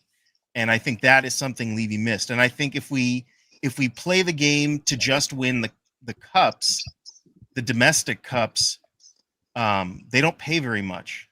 In fact, I think they need to revamp that, because you could almost say that's a very good point. I would rather almost not play the cups at all and have just play those Wednesday, Saturday, or Sunday, and be happy with it. I know there's nostalgia to the FA Cup. There's that used to be the big thing, and the Carabao Cup. I don't know how people feel about it. I think that's a great opportunity to blood in our youth, but I think we need to try to do as well as we can in the Champions League and in our Premier League, which is the most competitive league in the world. Alan, to do that though, I mean, we say it every year, don't we, our Spurs fans? We come approaching a transfer window. Oh, this is the most important transfer window in years. But if this club are serious about trying to get back in the Champions League next season, finishing 5th, they have got to invest now. They cannot fuck about like we've done in the past. Totally. Bringing in, shopping in Poundland when others are shopping in Harrods, right? We can't do that. We've got to shop in Harrods, and that means bringing at least 3 quality players in. If you've got Eze and Buemo and Paulinho, that would be brilliant. Yeah. You can get Walker Peters. His contract is up. We'll probably take him anyway because he's academy trained for the 3 years.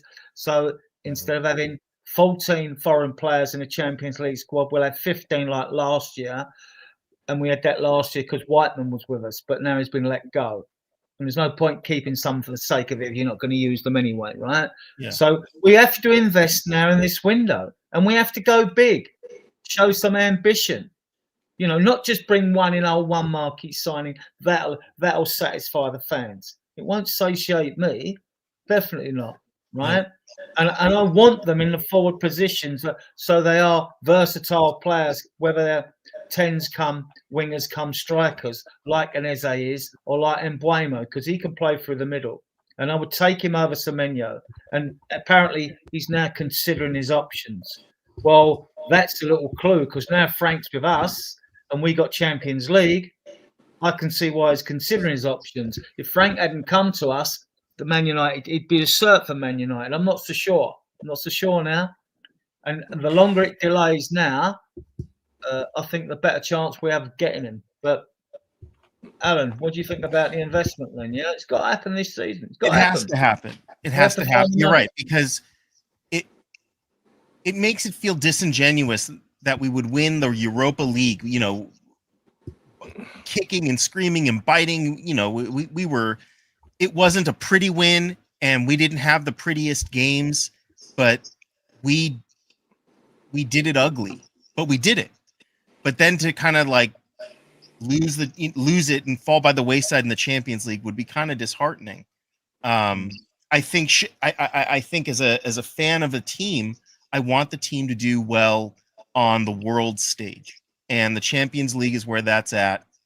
And at least if we can go down fighting, I would be happy. But I think we don't always have this kind of opportunity where we're going to be playing in the Champions League next season. We have an opportunity right now, as you say, to reinforce heavily.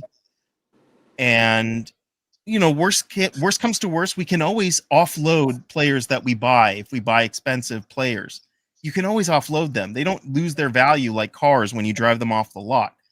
Sorry. Except for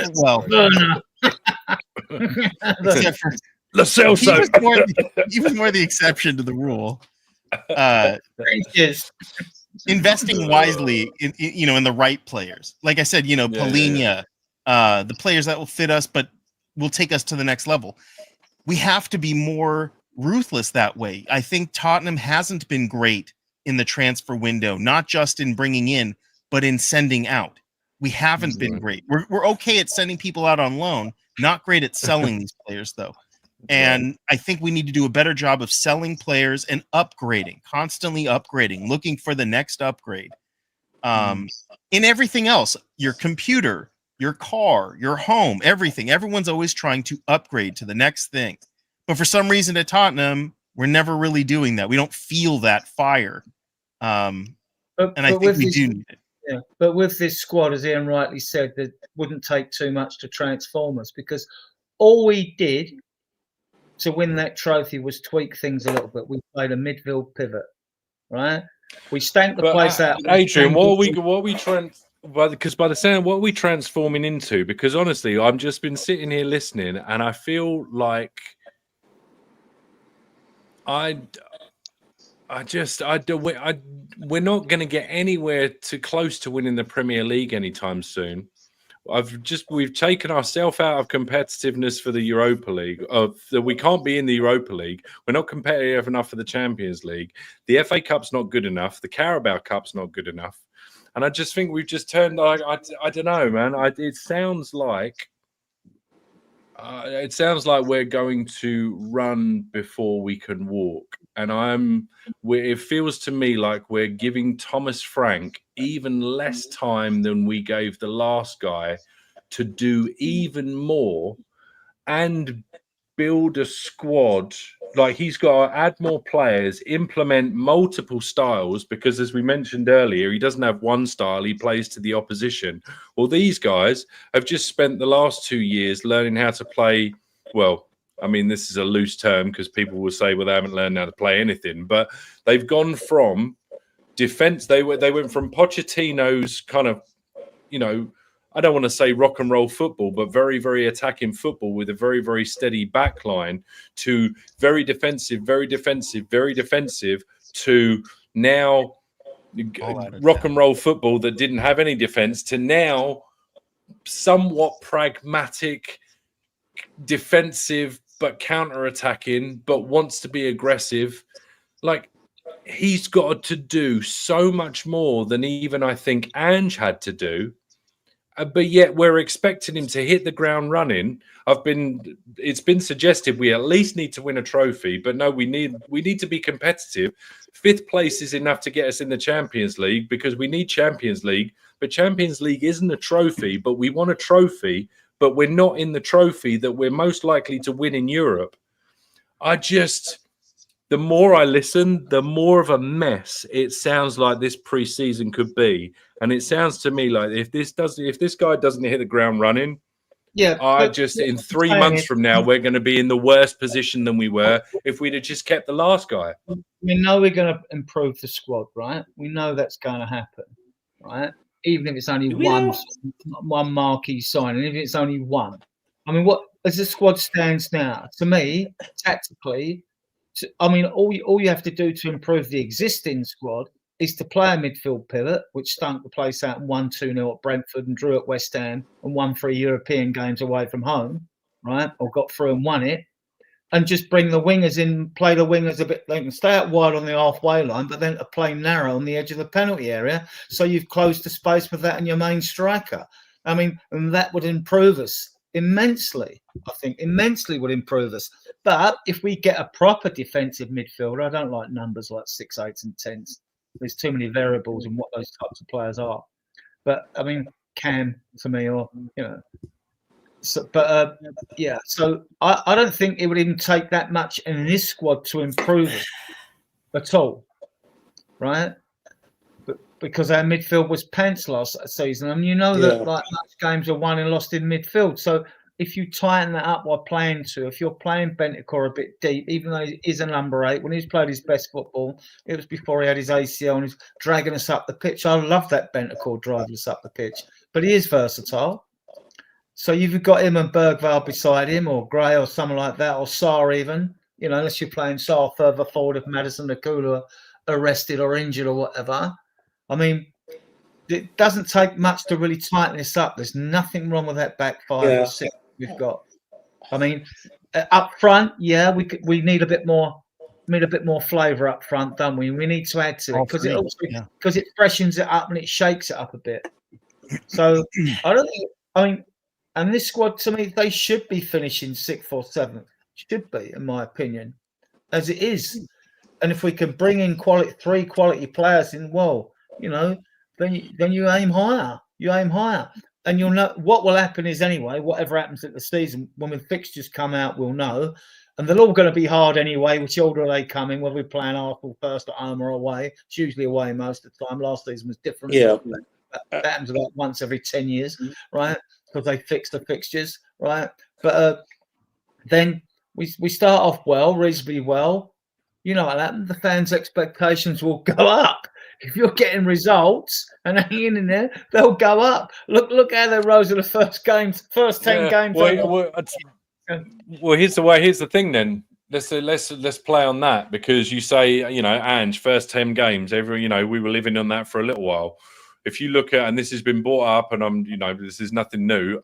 Frank has started slowly at Brøndby, and he started slowly at Brentford. And when I say slowly, that's no wins in 8 and no wins in 10, respectively, I believe. Is he really going to be afforded? Like, given what everyone wants and given what everyone just said, is he really going to be afforded that? Steve, we'll come to you first because I see you shaking your head. Let's say we get, let's say we get 4 games in. He hasn't won a Premier League game. Let's say we take a battering in the first Champions League game. And this is all hypothetical. And I understand that it could be the complete opposite and we could all be on cloud 9. But we have just gotten rid of a manager who, regardless of what you thought of the guy, has at least been there and done it. And to a certain extent, well, I don't know. Maybe he wasn't capable of doing it because we finished 17th and won the cup. I don't know. Regardless, Thomas Frank has not had the experience of doing this. If he gets off to a horrid start, what do you expect the backlash to be like? Or have we learned our lesson? Yeah, no, Spurs fans never learn their lesson, do they? Right. So but go say that again, Alan. Well, I was going to say it. I think in all sports, I know, if a team went 0-10, they would probably be looking to sack the coach in pretty much any team. Well, and I think if you look at like Real Madrid, if you look at the really big teams, if they went 0-10, and Pochettino's testing that theory, boys. Sorry, just Pochettino's enough. So the thing about it, though, Alan, though, is if a U.S. team, whether it be the NBA, Major League Baseball, NFL, if they went 0-10, chances are the expectation levels weren't high to begin with because that team is probably rebuilding, right? Because the team wasn't good enough, so there were low expectations to begin with, right? This club has insanely high expectations, and as the labyrinth of what Drew put out there, whether or not, the domestic cups aren't good enough, but top 4 is not a trophy and this, that, and the other. It's like, okay, fine. If Thomas Frank, God forbid, knock on wood, if this team starts off, no results in 8 or 10, the fan base will be at his throats. They will be at Levy's throats. The demonstrations and the protests will be in full force. Knives and pitchforks will be out, because it literally will just not be good enough.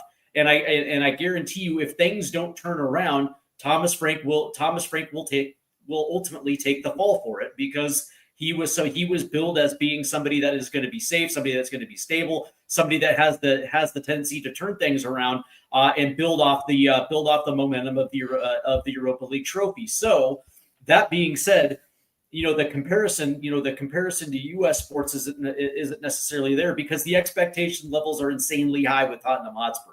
Like that would be the ultimate case, like worst case scenario, that this team doesn't get a new manager bounce. This team struggles with consistency. It would, the fan base would not put it. Ultimately, the fan base would never put up with those type of results ever. And the problems that we saw under Ange Postecoglou to begin last season in the November, December area, which was bad, it would be ramped up at least times 10. I mean, I think if the Lakers or the Dodgers went 0-10 to start, there'd be revolts, in LA. They'd be riot. I mean, they're rioting right now for different reasons, but they're willing to riot for reasons like that too. And I think that's really though in LA. Yeah. It's not happening. I don't think they would care in LA. Ian, you'll remember like I do, right? When you win a trophy, the effect that it happens, the effect that travels through the club, the wave of success that travels through the club. You look at them young players, even Mikey Moore and Ajayi, Damola Ajayi, Scarlett, they all got Europa Cup. Who's got the radio on? All got the Europa Cup League medals, right? They've got the winning mentality. They got across the line. They showed they've got a winning mentality. We're not going to have a bad start to the first 10 games of the season.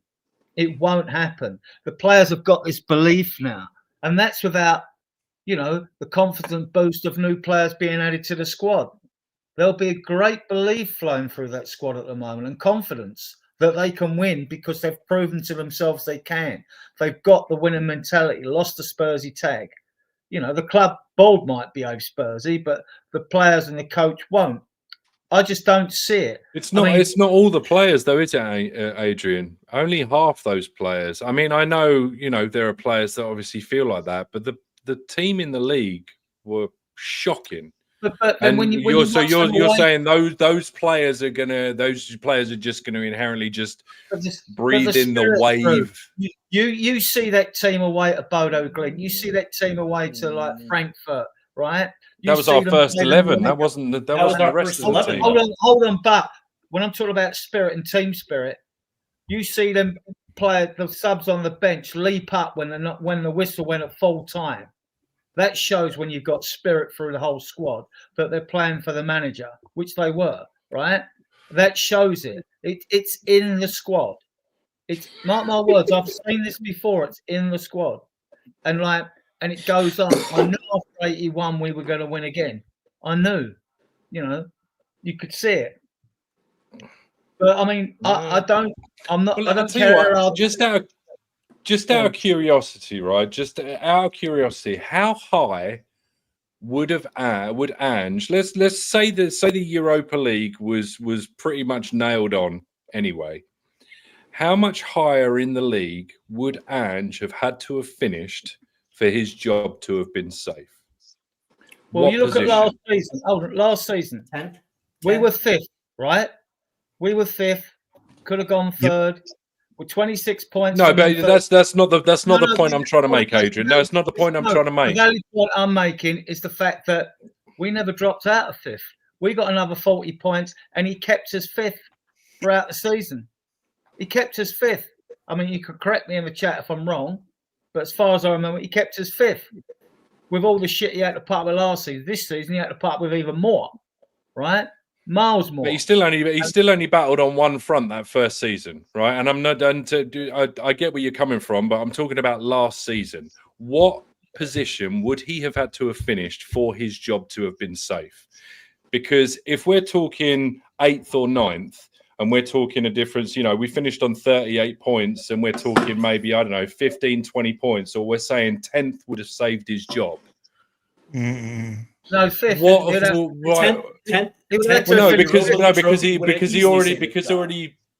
He already won the Europa League, so he already qualified for the Champions League. So what position would he have had to have finished in the league for him to have saved his job? Because 5th. I'm trying to figure out. He still would have needed to have finished 5th. Yeah, he did it last season. He'd have had to do it again. But So hang on, if he'd have finished 8th or 10th and won the Europa League, you'd have still sacked him. Well, I wouldn't have sacked him. Not my job. But I mean, I'm just trying to work out. I guess I'm just trying to work out in my head, what. I know that 22 league defeats isn't acceptable. We've been down that road. I'm just trying to work out how many more points last year it would have taken for Ange to have saved his job. Because if we're suggesting that 3 more wins and half a dozen draws would have saved his job, well, on the back of that... Right. The point was last season, when he started to get players back, to me, he'd already passed the tipping point. He was going. right? There was only 10 or 12 games to go. I was hoping we'd see progress and all that. If something phenomenal happened in the last games, then the board might have looked up and thought, oh, look, he's won 9 and drawn 3 of the last, 12 or something. But we'd passed it. And not only that, players were knackered because with the injury problem, players were overplayed. Porro played 50 games, 4,000 minutes. Decky played 40 games. He was running through treacle. He was never going to survive. I mean, he was a dead man walking before we won the Europa League. He was going. I said it before. I said he's gone, even if he wins it. I got a little bit once he'd won it. Yeah. As I say, I'm just curious, Adrian, how much of it, like, why we've had to make this sea change if the sea change is just based on 15 points in the league. Right. Because if that's the difference, then we could have. I think we could have left him in his position, and I think there's every reason to think that it's possible that based on not having as many injuries and based on making it to 5th the year before, if we're making this managerial change on the basis of 10, 15 points, then it's a huge risk, if you ask me, based on the fact that we're changing. We're changing to somebody who's a bit of a novice when it comes to what we're expecting him to achieve next year. And the only reason he wasn't sacked immediately afterwards, because you imagine you'd have had a riot instead of a victory parade, right? So I think it was more to do with his contracts, but a period of more grace to do. Well, yeah. I mean, so there was that. No, I think if Ange would have had to win the Europa, if we'd have finished 5th as well as winning Europa, I know we're in the Champions League, but I think he set the benchmark last season with all the problems he had, right? So this season, let him finish 5th, but he's gone. It's immaterial. I mean, I could be wrong. No, it is. It's all if buts and maybes. As I say, it was all hypothetical. I was just curious. It intrigued me because, if we're turning around and saying, if he'd have finished 7th or 8th or even 9th, but still won the Europa League, then we've literally just changed coaches on the basis of about 15, 16 points, which, when you break it down, is maybe 3 wins, 5 or 6 draws. And on the basis of that and potentially getting players back, and you can't tell me there wouldn't have been investment made in the squad anyway. I just think this is, the more I think about it and the more I think of the lack of experience that he's got, and I take the argument you don't get experience unless you're given experience. I just think based on potentially, having a better season than this season, next season anyway, I think this is a huge risk. And I think we might have been, there's a universe where we might have been better off sticking instead of twisting for one more year. That's just a hypothetical. You can't tell me that if this first team wasn't fit, if this first team was fitter, then we'd naturally be better in the league anyway. So if everybody just wants a good run in the Champions League to finish higher up the table and to maybe win a cup, a domestic cup, I don't know that we couldn't have achieved that anyway. Now, I could be way wrong. I could be talking absolute dog shit, Yeah. This seems like a huge risk based on what I'm hearing is expected next season. With or without Romero, what's your take on him? Well, with or without Romero, I don't know. Let's move on to that. Ian, we'll start with you quickly because I think you're an hour ahead of everyone. Well, your comments, Drew, are the same as mine. I mean, this is the point. If we're languishing in 7th and maybe struggling in the group stage or they're not good group, but you know what I mean, the league table in the Champions League early doors, even go out the League Cup, and you go, well, what was the point of that? Romero, Nita made some points. I don't even know if she's still here about Nita. There he goes. Sorry, there she goes. Oh, sorry, there you go. He was wore the kit, not the badge. World-class player for who? Look, I empathise with any supporter who says exactly that. That when push comes to shove, he's available. He's always available for Argentina. On one bloody leg, he's available for Argentina. But sometimes for Tottenham, you think he might be fit, and he's not. But what I will say is in those games against Bodo and being in the stadium in Bilbao and just watching him the way he was geeing everybody up, the way he was. Harry Maguire. He was, very quiet, not really getting in anybody's face at all. In fact, you could barely notice him if it wasn't, if it wasn't for the fact he was, you knew he was there, you wouldn't have noticed him. You're bang on, Adrian. I mean, he was so up for it. And that was when you talk about Nita, if you are there, a world-class player putting on a world-class performance. He put in a performance, and he was man of the match for a lot of people, and I can get why. He put in a performance that was, in the old, the wartime, can't remember who it was now, the French, but they shall not pass. And there was just no way. It's funny, Ian, isn't it, that the defender on the pitch that holds the current world record transfer value wasn't Romero, because it's actually Harry Maguire. It's actually Harry Maguire, and it's unbelievable that that's the case, right? And Harry Maguire always looks far more dangerous as a centre forward than he does as a centre half. But the bottom line is Romero went onto that pitch knowing he was going to win a Europa League medal, winner's medal. Just knew it, and he is the kind of player that you want. But when Nita says he wears the kit, not the badge, she's not wrong about that. She's absolutely not wrong about that. And when you go back to, for example, Gareth Bale going, Wales, Wolf, Madrid in that order, there's a little bit of the Romeros in that Tottenham are fairly low down his hi, Nita. Well, good. I hope you're listening. There is so much in what you say, but the big but I put there is on his day he is as good as any defender in the world. Correct. And if you can have him on side, and I would be taking the risk of extending his contract, and I would be making him club captain and saying, we want to achieve things with you if you want to achieve things with us. If you don't, well, fine. Don't let the door hit your ass on the way out. But if he is, on his day, he is a genuine world-class player.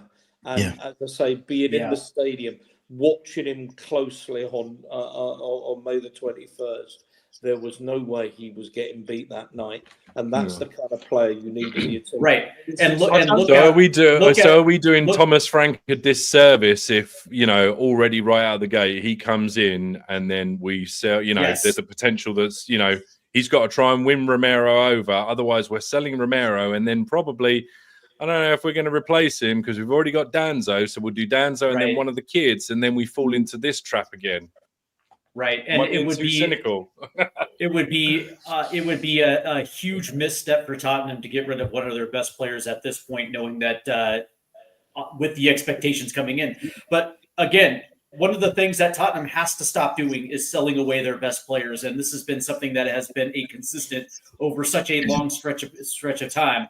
And eventually, that has to stop. You have to keep certain players. Ian, to your point, he was awesome on that pitch in Bilbao, but look at the confidence that he exuded that made his teammates better. That back line was awesome that day. Van de Ven was better for it. And we like the last remaining picture from Bilbao was Van de Ven clearing that ball off the line and just made an absolutely superhero play. And it was and that it's like I can't justify it. It's like he says that he wears the kit, not the badge. Well, that's a lot of players on this team already anyways.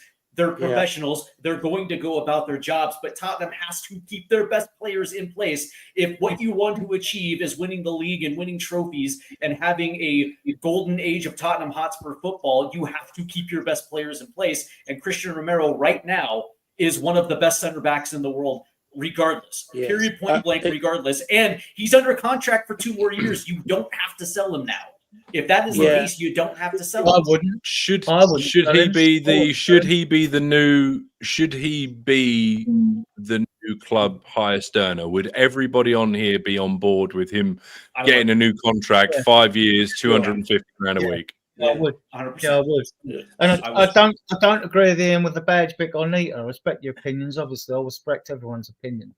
But what I struggle with is when fans, and we do it a lot, because a player's injured, suddenly That doesn't mean he isn't a quality footballer. It's just unlucky that he happens to be injured. And then it's like, oh, he's injured. He's already fit to play for Argentina. I get the remark. It's a bit sneery, though, to make a remark like that. I mean, especially when a player's a quality footballer. And yeah, I guess I can see it with Romero a little bit more, Adrian, is because he wasn't ever on. You never saw him on the sidelines like everybody else. All the other injured players were. Hold on. When he's been injured on the pitch, he's not wanting to come up. When he's done his toe, when he's been injured before, he wanted to stay on. And you remember him saying, "Oh, well, that's because he does. That's because he doesn't know what's. That's because he doesn't know what's good for himself. That's because he's hard-headed and stubborn." Well, okay. But you can understand, right? That you see the pictures of everybody on the sidelines when they were injured, all following the team, and he was the one player consistently never shown. So you can understand from a fan's point of view why some people would think he's maybe a little mercenary and maybe a little more in it for himself, and which is perfectly look. It's a job at the end of the day. I'm not expecting every player that puts on the Tottenham shirt to absolutely fall in love with the club. It's their right to treat it as a job and do as such, So I'm not going to hold him to that.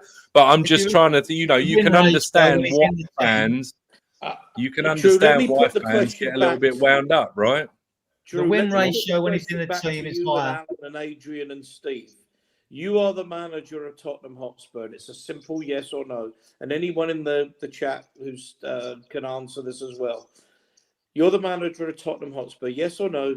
Do you want Cuti Romero in your team? Yes. 100%. 100%. No, absolutely. 100%. Yeah. It's a no-brainer.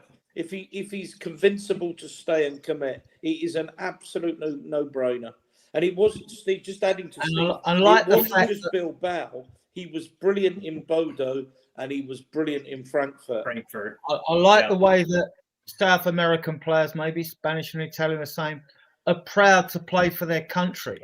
Because I've watched England play for years and there's players there that don't seem to just haven't got the passion to play for their country, as far as I'm concerned.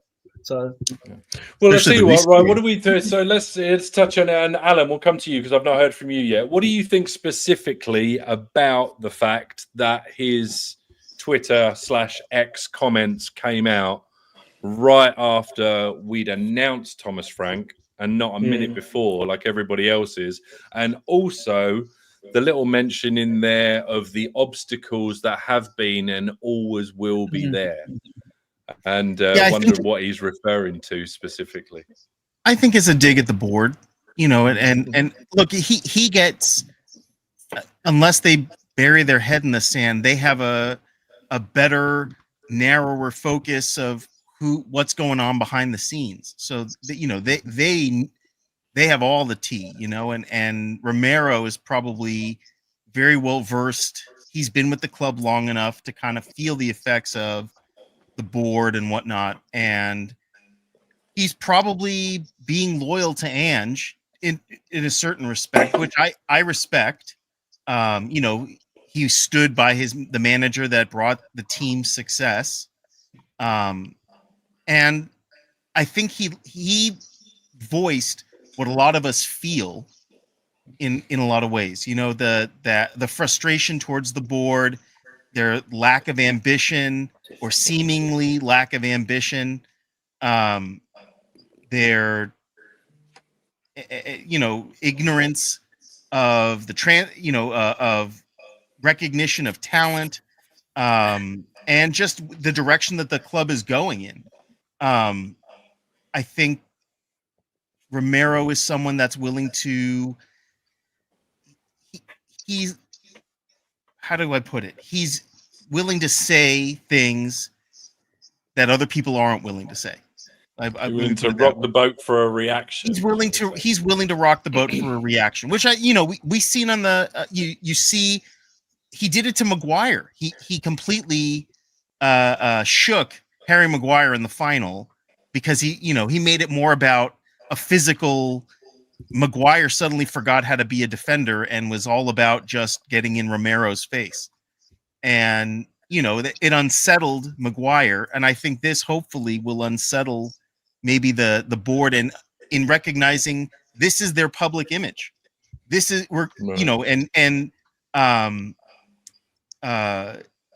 the appearance of is more important than what's actually happening behind the scenes. You know, they're what's it called? There's a word I'm trying to think of. It's you know, their public appearance and how people view them is at least as important as what's actually happening behind the scenes. So they're publicly viewed as, they're laughed at. You know, everyone laughs at our board because they look at it and say, geez, you guys are Spursy. And we can all, it goes right back to the board. So I'm pretty happy with.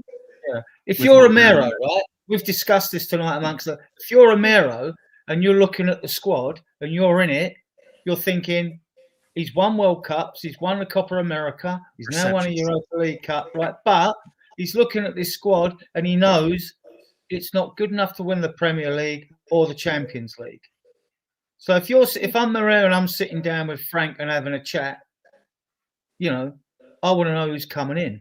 Who are the players you're after? Who's coming in? If you want me to stay, I need to see that you and the club are showing ambition, right? Because that's why Kane hung around too long, right? And I think that's probably what it is. It's a bit of a Kane situation now, Romero, because he's thinking, well, all right, I have won a trophy, unlike Kane, but like I'd like to win the league. I'd like to have a fair crack at the Champions League, but I'm not. It's not going to happen with this squad. Well, it's perception, but right? then also he's looking at well, yeah, that's true. Here's the thing, right? Perception's crazy, right? I've got a friend who he gets the opportunity to work out whenever he wants to. He gets fed all the time. He gets sex anytime he wants, and he hates being in prison. So I don't know. You got a perspective's a crazy thing, right? Well, but let me ask you, right? If you're Romero, do you not look across the because he's obviously was twerking a little bit for La Liga, and I think he's just he's obviously just seen Atletico Madrid going for Clement Longley. I'm not sure they've got all the money that Levy would want for Romero. I'm not sure there's room for him. No, that's not right. I don't know that Real Madrid would make a move for him this year. So maybe he's looking, for an extension to the contract. Right. I mean, they're always looking for an extension to the contract, I think, anyway, because if you offer enough money, they'll sign it, right? Right, but that's why this is, why this can be perceived as a leverage play, right? Because he knows his worth. He knows there's teams out there that would be interested. And that being said, it's the way to get the team. It's a way for the team to potentially come to the table to give him what he actually really wants. But that being said, Adrian, you bring actually a very interesting point about that as well too, because let's understand he's a winner. That dude is a consummate winner and wants to be competitive with the rest of the with the rest of the top flight of the Premier League. You're absolutely right. When he looks at this club, he doesn't necessarily see that same type of ambition. And so you can understand why he would make these comments, because he's kind of pissed off. He's really kind of like, that's the way I took it. But I also think this might be a leverage play. Well, and if another club can afford to buy him as well, because he's not been all this talk, all these money's amount. I mean, he's a £70 million player in today's market, especially now Florian Wirtz has gone to Liverpool for that sort of money. That must be music to his eyes, to his ears, not his eyes. And then if we got the money though, guys, question for you guys, Ian, would you replace him? Because if you could use that money elsewhere, because you've got Danzo, Gregson coming back, more defensively, you've got Davis, VDV, right? Vuskovic played his first full cap for Croatia. And that kid is an absolute baller, I'm telling you, right? Yeah. And so would you replace him, or if you got 70 mil, would you then use it? It's a great question. Because on the one hand, seriously, if it were me, if I were walking into this club as Thomas Frank, I would be doing everything in my power to persuade Cuti Romero that his future is with Tottenham. He clearly has contempt for the board. if you remember going back to, was it December 23, whenever it was, when they made him fly on commercial airliner rather than private jet. Now you say, well, fucking, for God's sake, get over yourself. But when every other player, is coming back from South America on a private jet and he's having to fly commercial, that's down to the South American FA to pay for those flights, yeah. That was down to them. Well, what? Yeah, hang on. What are you telling? Well, hang on. You said the South American FA. If you're an international duty, they pay for you. They pay for your travel. Yeah, but it's the National Association. I'm saying it's Uruguay, Brazil, Argentina. I mean, are you telling me McAllister came back on a private jet to Liverpool, but Romero had to fly commercial? That's not normal. I mean, particularly if there's 2 or 3 players coming back from one country, you would expect that they would hire one private jet and it would actually stop. Or whatever, but it's not Spurs' job to pay the travel expenses. No, well, okay. I'm disagreeing with you. The fact that Romero, okay, that's fair enough. That's okay. It just gave the impression, he was given the impression that he thinks Spurs were cheap. Spurs were being cheap. He won't be the first person to make that accusation against Tottenham, and while Levy's there, he won't be the last. Well, they are cheap. They're cheap. Well, that's the point. That's the point. Sort of false economy. And then when he talked about that quote, and actually just dug it out. Gaffer, you won in spite of all the obstacles that are there and will always be there. So he clearly thinks that as long as Levy and what have you are there, there will be problems.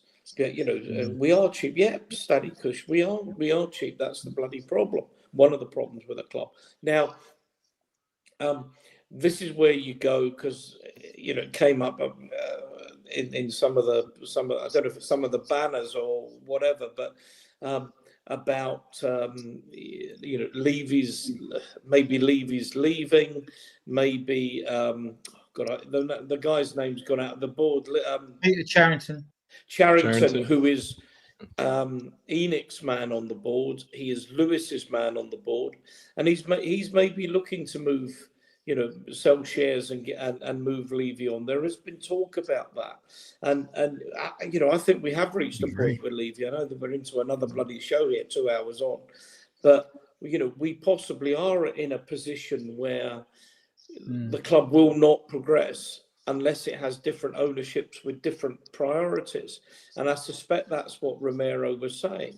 So, there's a lot might happen over this summer, particularly if there is new investment, there is a new chairman, there is new ownership, where Romero might say, yeah, you know what, it might be worth giving this club a go. I'll sign in for another 2 years on the basis if I'm not happy next year, you'll let me go for this fee. There's all kinds of ways of doing it. There was a comment in the chat about Romero wanting to go to a bigger, the Argentine FA would want Romero to go to a bigger profile club.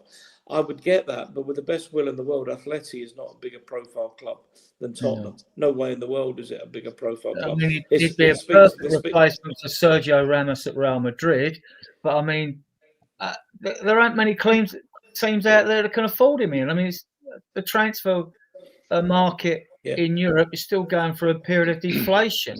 But that's the problem, Adrian, isn't it? That British clubs and Tottenham end up paying top dollar for foreign players, but can't sell them for anywhere near the kind of money that we want to sell them for. And part of that is the problem of the business model of buying players, trying to sell them at a profit, bringing in other players. If you say we want to bring in the very best players and keep the very best players and then buy young players and bring them in to supplement the best players, then you've got a proper football and business model. The idea that you're going to buy a Bergvall and turn him into £100 million player is great in theory. But who's going to pay? What foreign club is going to pay even £60 million for Bergvall? Who's got that kind of money? Maybe Barcelona, maybe Real Madrid, but they may have other priorities. Then you're talking about Arsenal, Chelsea, Manchester City. Or we really want to sell to them? And this is the problem. There's a problem with Levy's model. is it doesn't take into account the economics of the rest of the footballing world, because the Premier League has become so distorted since football began in Britain in 1992. Well, most of their players are tied down. Kingsky and actually Bergvall tied down till 31, so no worry with those. But others, I've got the list here. We won't go in that today. Yeah, I mean, it's money. I can see him staying. I mean, getting in Clement Longley. I mean, well, it shows you that they don't play. This is why Longley, I like him as a footballer. He's very good on the ball and all that, but you can't play him in a high line because he's too slow. But you know what Simeone's like at Atletico Madrid. He plays a sort of defensive style of football, doesn't he? So you wouldn't be pressured. But Longley to Atletico Madrid, and they want Romero. I mean, if I was Romero, I'd be looking at that and thinking, what's gone on there? Absolutely, yeah. Can I go back? There was a comment from Keith Holden that I'm conflating about what he said with whether he should have said it publicly, because I think that's a fair point. I do think that's a fair point, but I think Romero was probably being a bit populist by expressing what a lot of fans think. I mean, they'll obviously have terms and stuff in their contracts of employment about what they're allowed to say and what they don't say.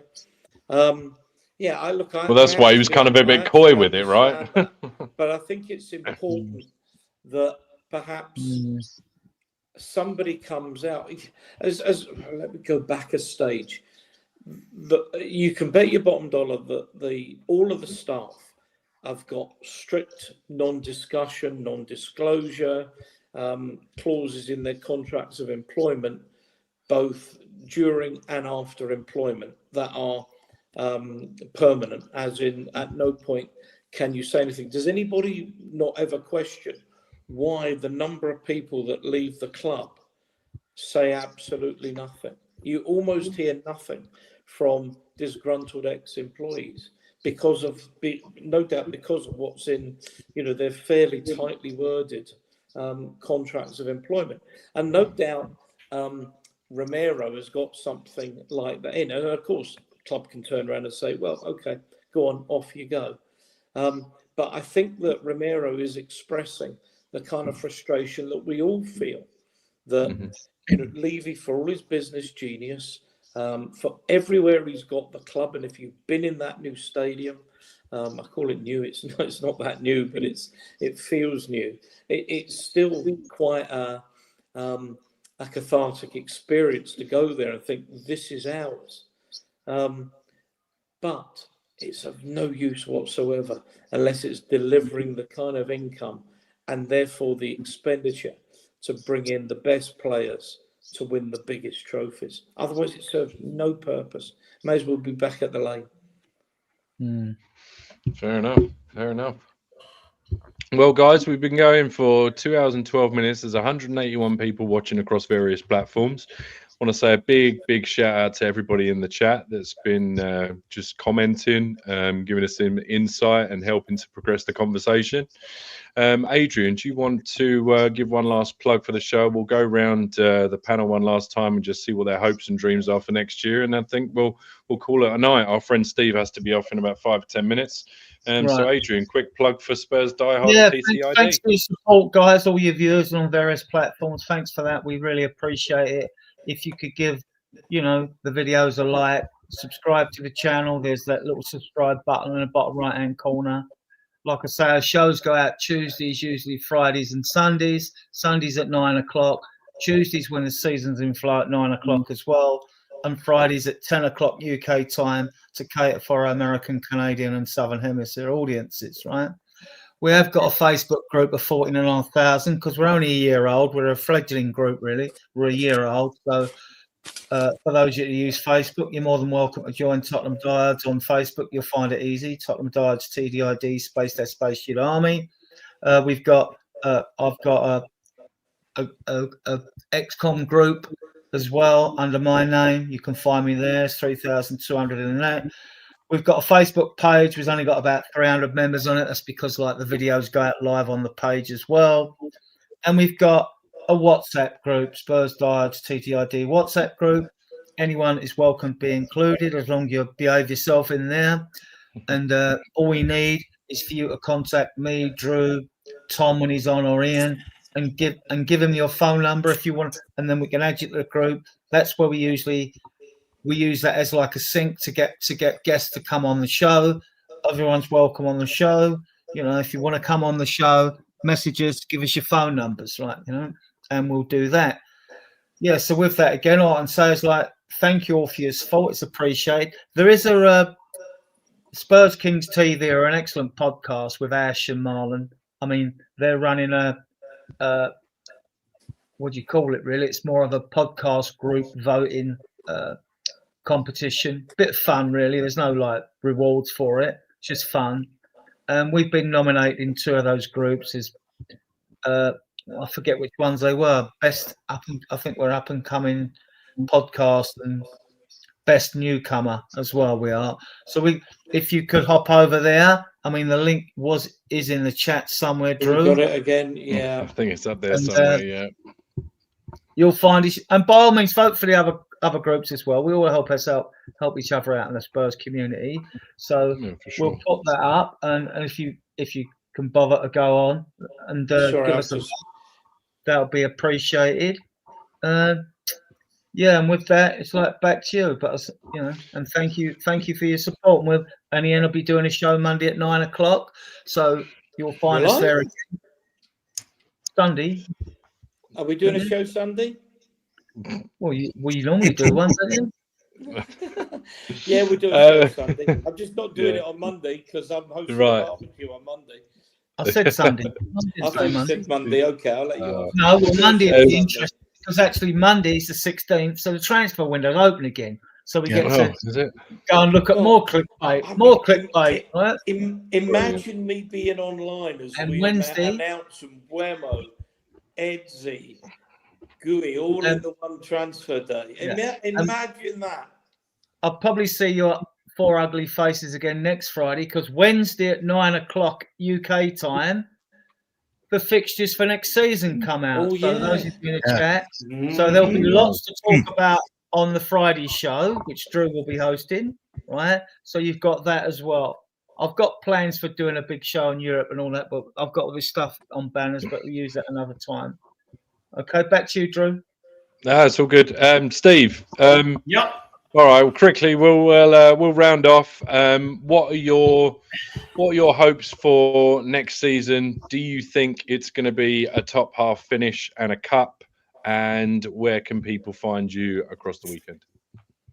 Yeah, again, I would like to see this team finish in a European spot. I think that would be a good benchmark for the first season for Thomas Frank, as well as at least making one deep cup run as a show of competitiveness while getting to at least the early stages of the knockout round of the Champions League. I think that would be just a phenomenal finish for Thomas Frank in his first season.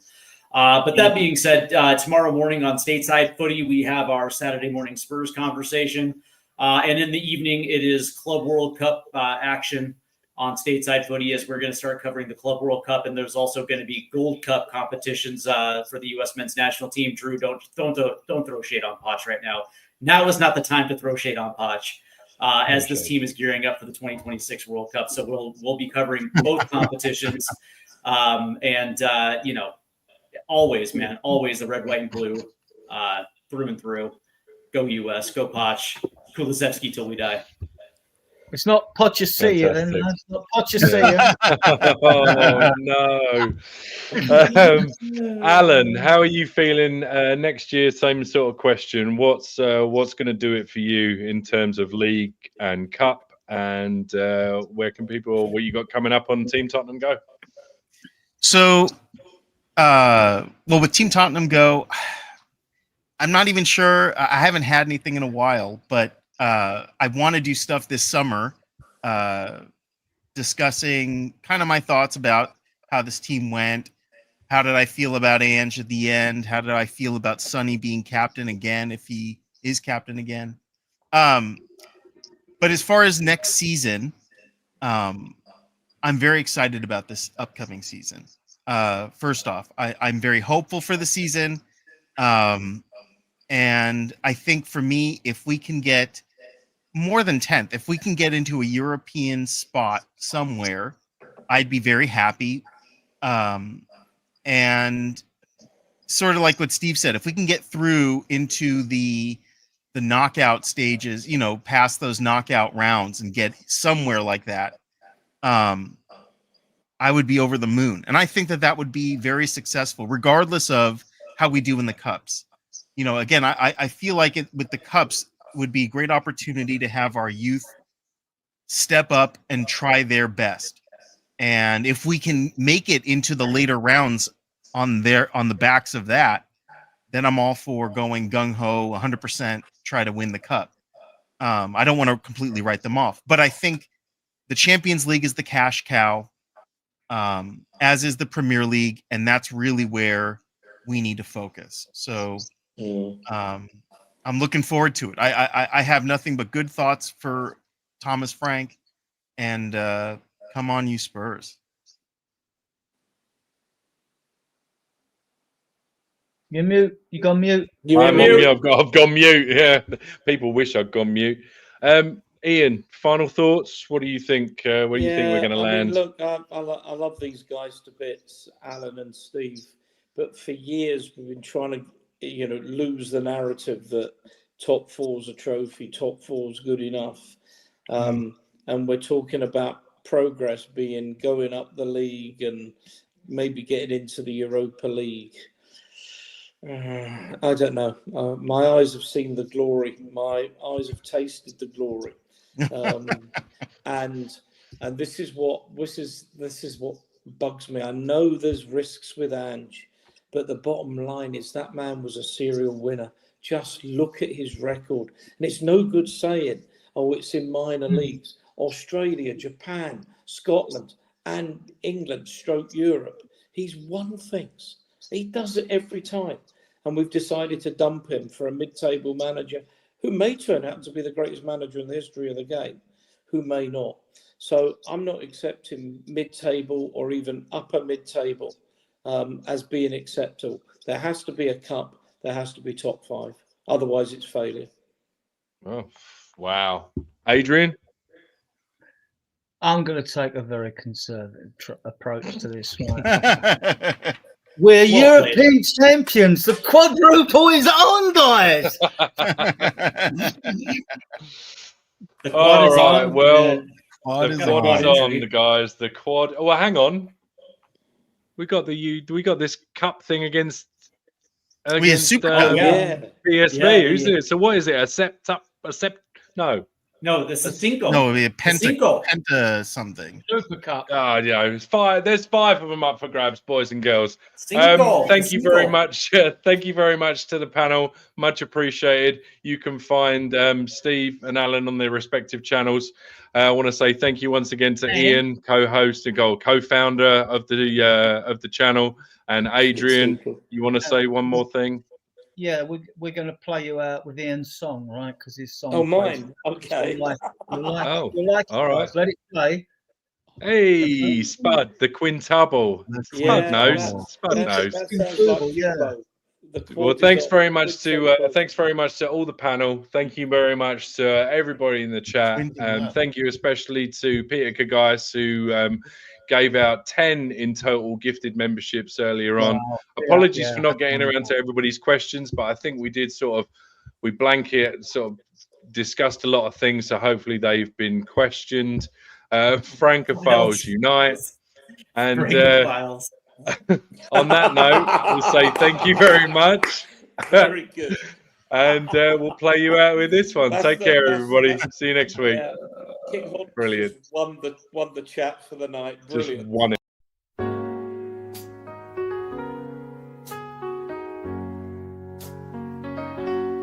We are Tottenham diehards. Something I can't explain. We follow through sun and rain. When we lose, we don't complain. complain. Yes, we do, oh, we do. But Tottenham Hotspur, I will love you till I die. I will love you, I die. I will love you till I die, till I die, till I die.